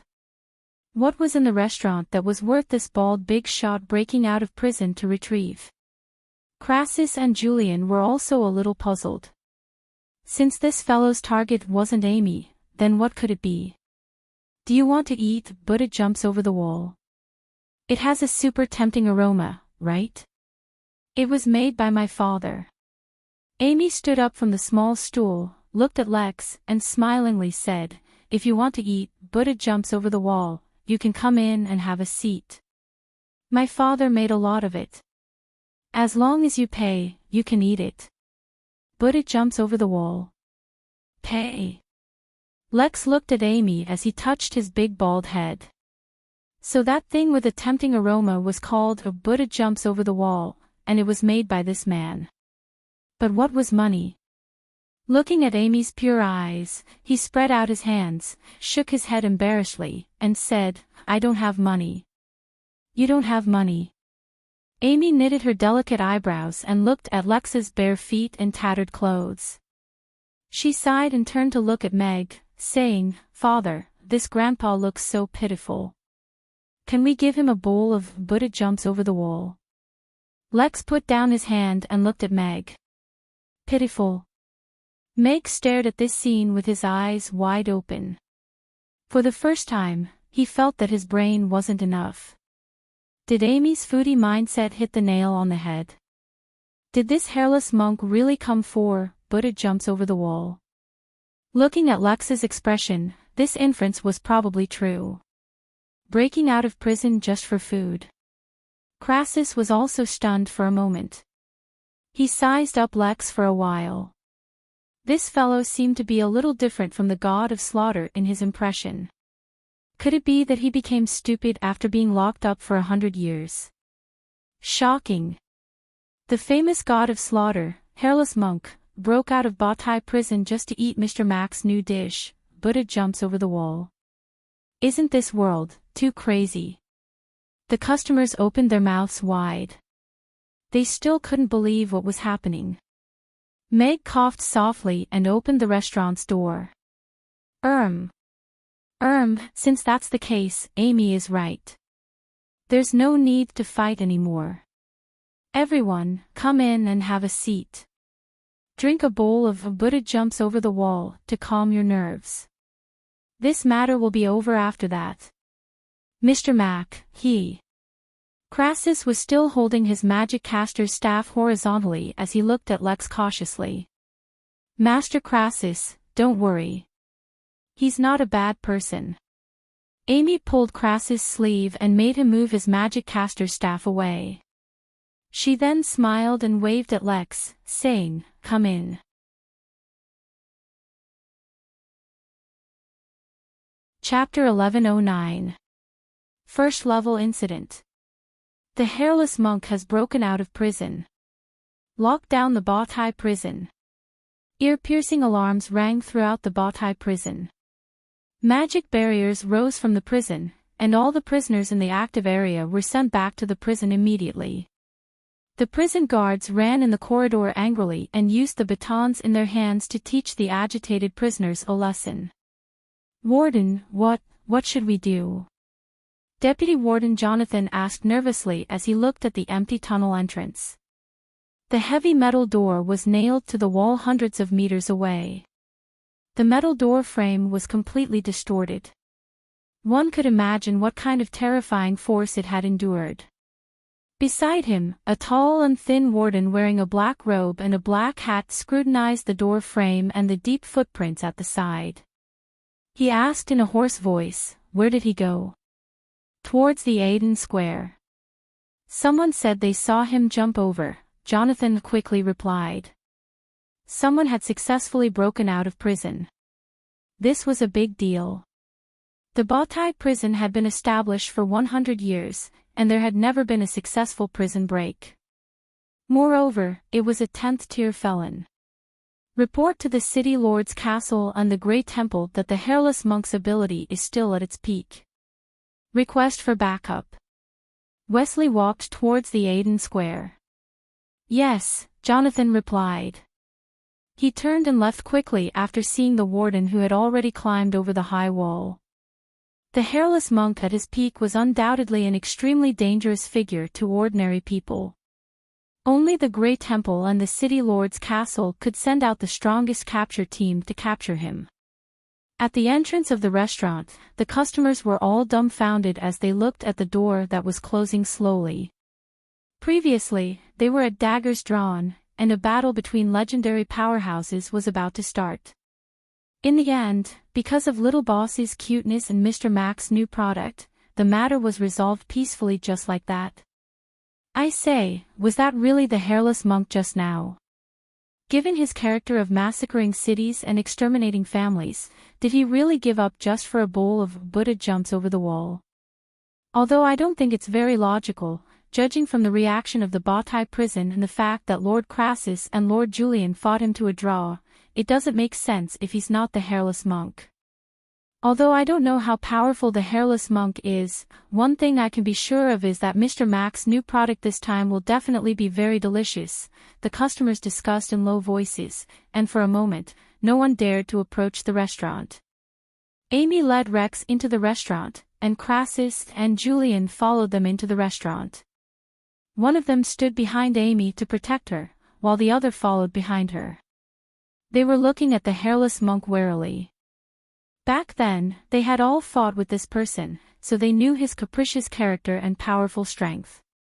Lex followed behind Amy with her hands clasped behind her.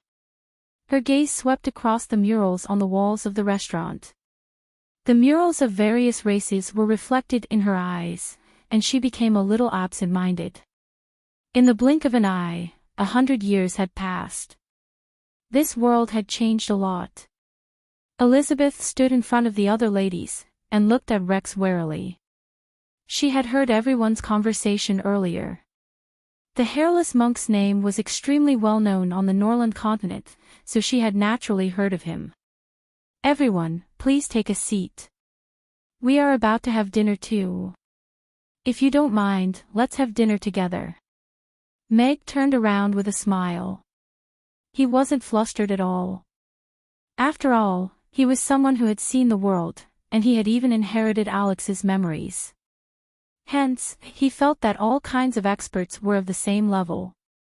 2 tables were put together, and there were all kinds of delicacies on them. They were indeed about to have dinner. Then we'll have to add another table and 3 chairs. Yabamiya walked out from behind Elizabeth, and moved another table over to put it together. Then, she moved another 3 chairs over. You can sit here, Amy said as she pointed to a seat in the corner as she looked at Rex. Rex's gaze swept across everyone, and finally landed on Amy. There wasn't a hint of fear in the little one's pure eyes. After hesitating for a while, he still sat down according to Amy's arrangement. Crassus and Julian sat on either side of Rex. They looked at each other and didn't say a word. With 2 grand mages holding the fort, Meg gestured for the ladies to take their seats. He then walked towards the kitchen. The Buddha jumps over the wall was only half opened, and the soup hadn't been scooped out yet. 10 black pottery bowls were lined up in a row. Using a large spoon, Rex scooped out a spoonful of the thick soup and poured it into the bowls. Then, he filled each bowl with shark's fin, abalone, and other dishes. There were 30 kinds of side dishes, and he didn't lack any of them. This was to ensure that everyone could taste the complete Buddha jumps over the wall. Mia, Barbara. Meg shouted towards the outside. The 2 of them quickly walked in and helped to carry out the Buddha jumps over the wall that was filled with soup.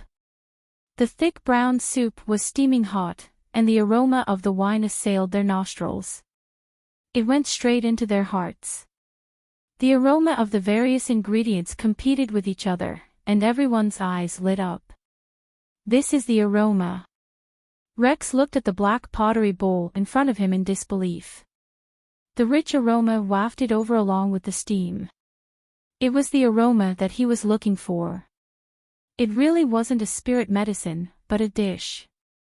There were various ingredients in the thick soup. They were visibly soft and mushy, but they still maintained the same shape and didn't fall apart because of the stewing. In the past 100 years, he had almost forgotten the taste of food. Even though the Bautai prison would provide him with a fixed amount of food every day, he would only eat a little when he thought of it. He would chew mechanically and swallow the tasteless food into his stomach. Just a little bit was enough for him to live for a very long time. The last time he ate was about a month ago. The entire table of food, the bright colors, and the aroma that assailed his nostrils gave him a sense of anticipation. Then I'm going to dig in. Amy was the first to pick up the spoon. She scooped up a spoonful of thick soup and blew on it before putting it into her mouth. Gulp. After swallowing the soup, Amy's face revealed a pleasantly surprised expression. She shook her head from side to side and happily mumbled, "It's so delicious." After saying that, she scooped up a piece of shark's fin. The transparent shark's fin was as soft as jelly. She put her mouth forward and sucked, and it slid into her mouth with a slurp. Woo! It's delicious and fun. This is so interesting. Amy said happily. She picked up the spoon and searched for the next ingredient in the thick soup as if she was digging for treasure. Little Amy is enjoying it so much. Everyone swallowed their saliva and picked up their spoons one after another. Rex finally retracted his gaze from Amy. He hesitated for a moment before picking up the spoon. He held the spoon clumsily and scooped a spoonful of thick soup into his mouth.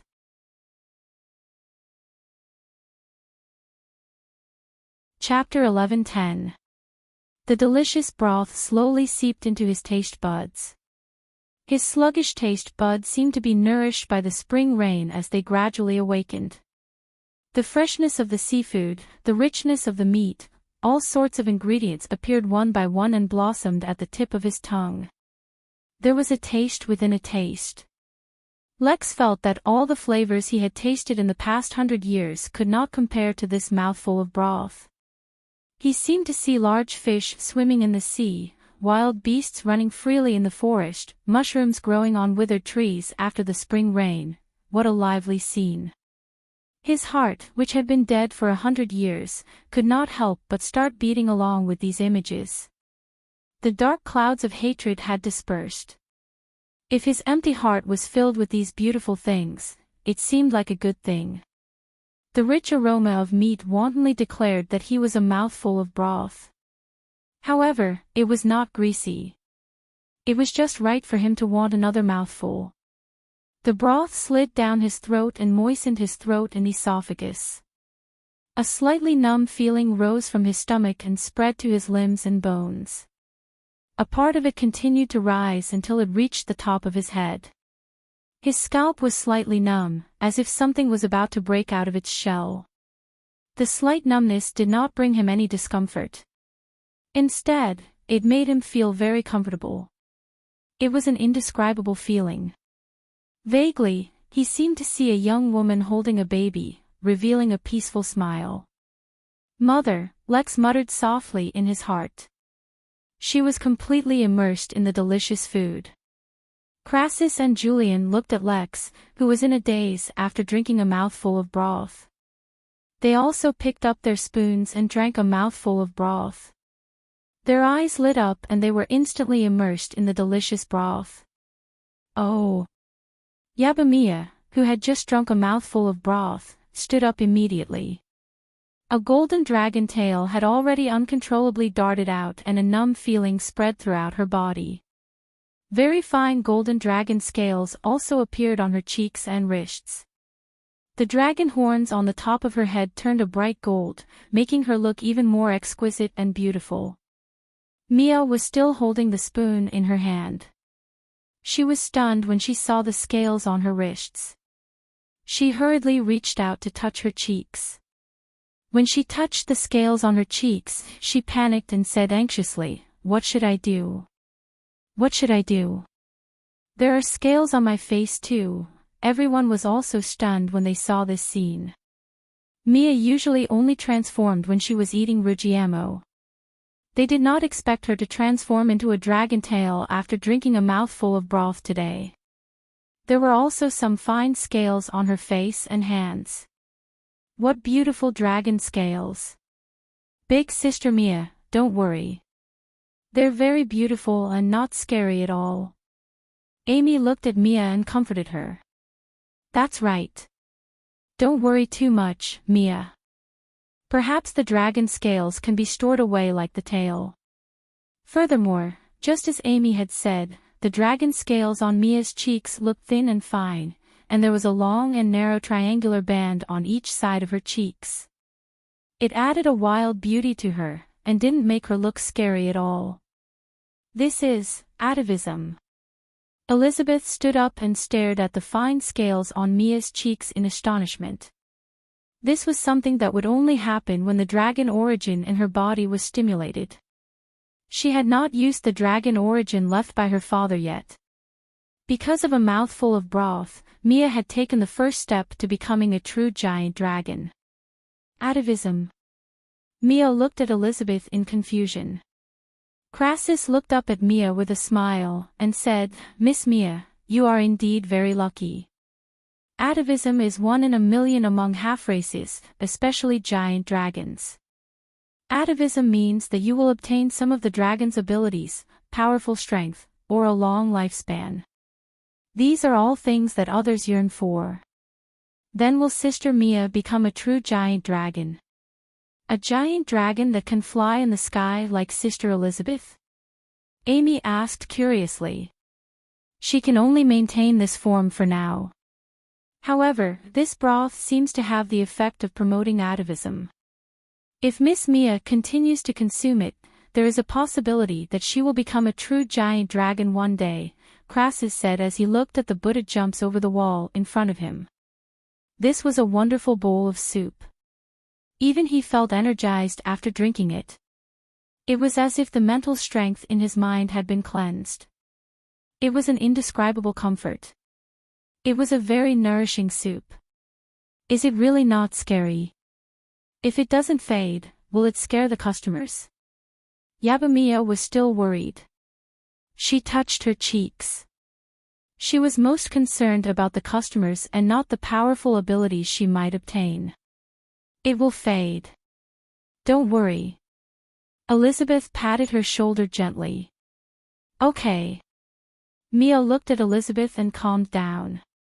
She looked at the Buddha jumps over the wall hesitantly. Drink it. It will be good for you, Elizabeth said softly as she saw through her thoughts. Then I will continue to drink it. Mia's eyes lit up. She picked up the spoon and scooped another spoonful of soup into her mouth. She revealed a sweet smile and praised, "It's really delicious." Seeing that everyone was intoxicated by the deliciousness of the Buddha jumps over the wall, Meg did not continue watching. He picked up the spoon and drank a mouthful of soup. Then, he tasted the shark fin and meat. The aroma of the wine permeated the broth and the ingredients. The meat was tender and moist. It had a strong meaty aroma, but it was meaty but not greasy.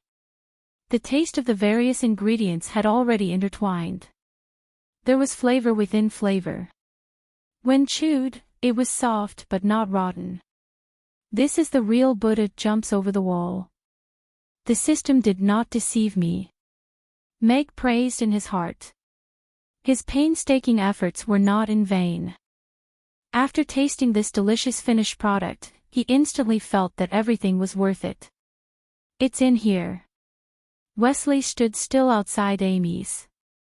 He gripped the long saber at his waist tightly and squinted his eyes slightly.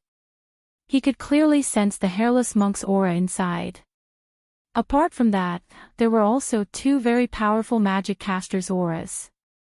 He had long heard that the 2 great magic casters, Crassus and Julian, were in Chaos City now. They even took in the same disciple in this Aiden Square. Now, it seemed that the 2 great magic casters inside were very likely to be those 2. The hairless monk, who had escaped from prison, was enough to give them a headache. If those 2 great magic casters, who had always been unreasonable, were to get involved, not to mention the Bawtai prison, even the entire Chaos City might not be able to clear things up. How's the situation? A green-eyed wind foal stopped at the entrance of the restaurant. Michael got off the horse and asked Wesley. Seems like they went in, Roland said as he walked out from a ball of dim light and looked into the restaurant.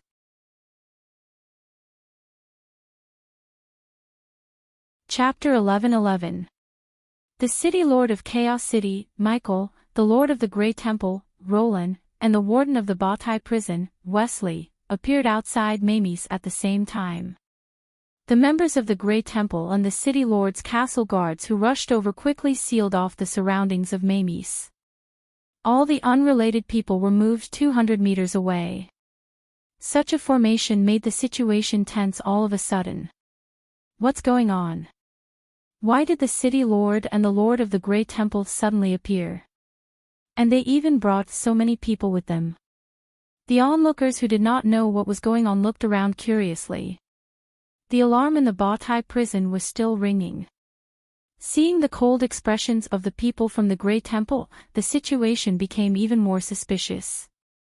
Mamie's, who had won the top 6 spots on the Delicious Cuisine rankings, was in the limelight recently. Any small matter would become the topic of conversation after a meal. After the restaurant's door was closed, it was quiet inside. The regulars were also curious about what was going on inside. Would they still be able to eat delicious food tonight? City Lord, are we going to attack by force? Wesley asked Michael. He did not explain further about the prison break. Since he could break through the prison's restrictions and defenses, it means that his abilities are still at their peak. If we attack here, we will not be able to bear the consequences, unless... Michael's voice stopped. Unless Crassus and Julian are on our side, Roland continued. However, looking at his expression, it was obvious that even he did not believe that such a thing would happen. Wesley glanced at the surrounding residents. They were used to a peaceful life, and had developed the habit of watching a commotion. If a fight really broke out here, many people would probably die from accidental injuries. A battle between 10th-tier experts was a life-and-death battle. It was not a child's play. Once they attacked, the situation would be very difficult to control. Should we clear the place? Wesley asked again. Clear everything within a 500-meter radius. Try to make as little noise as possible. Michael nodded. He looked at Mamie Restaurant's signboard with a smile, and said, Boss Mag, this is a good place to negotiate. Since they haven't started a fight, then it's best if we don't have to. Everyone who was eating in the restaurant could clearly hear the commotion outside. Isn't this affecting my business?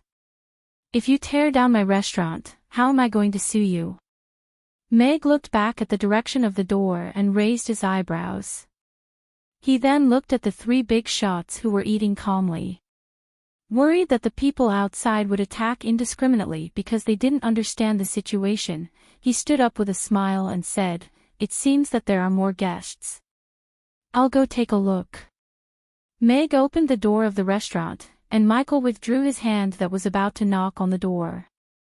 He looked at Meg with a smile and said, Mr. Mack, I heard that there's a special guest in the restaurant. He's eating inside. Meg knew who he was asking about, so he didn't hide it. Someone who could make Crassus and Julian so vigilant was definitely a ruthless character. The City Lord's castle and the Grey Temple had come looking for him. Of course, it was best to let them deal with it themselves. He was just a restaurant owner.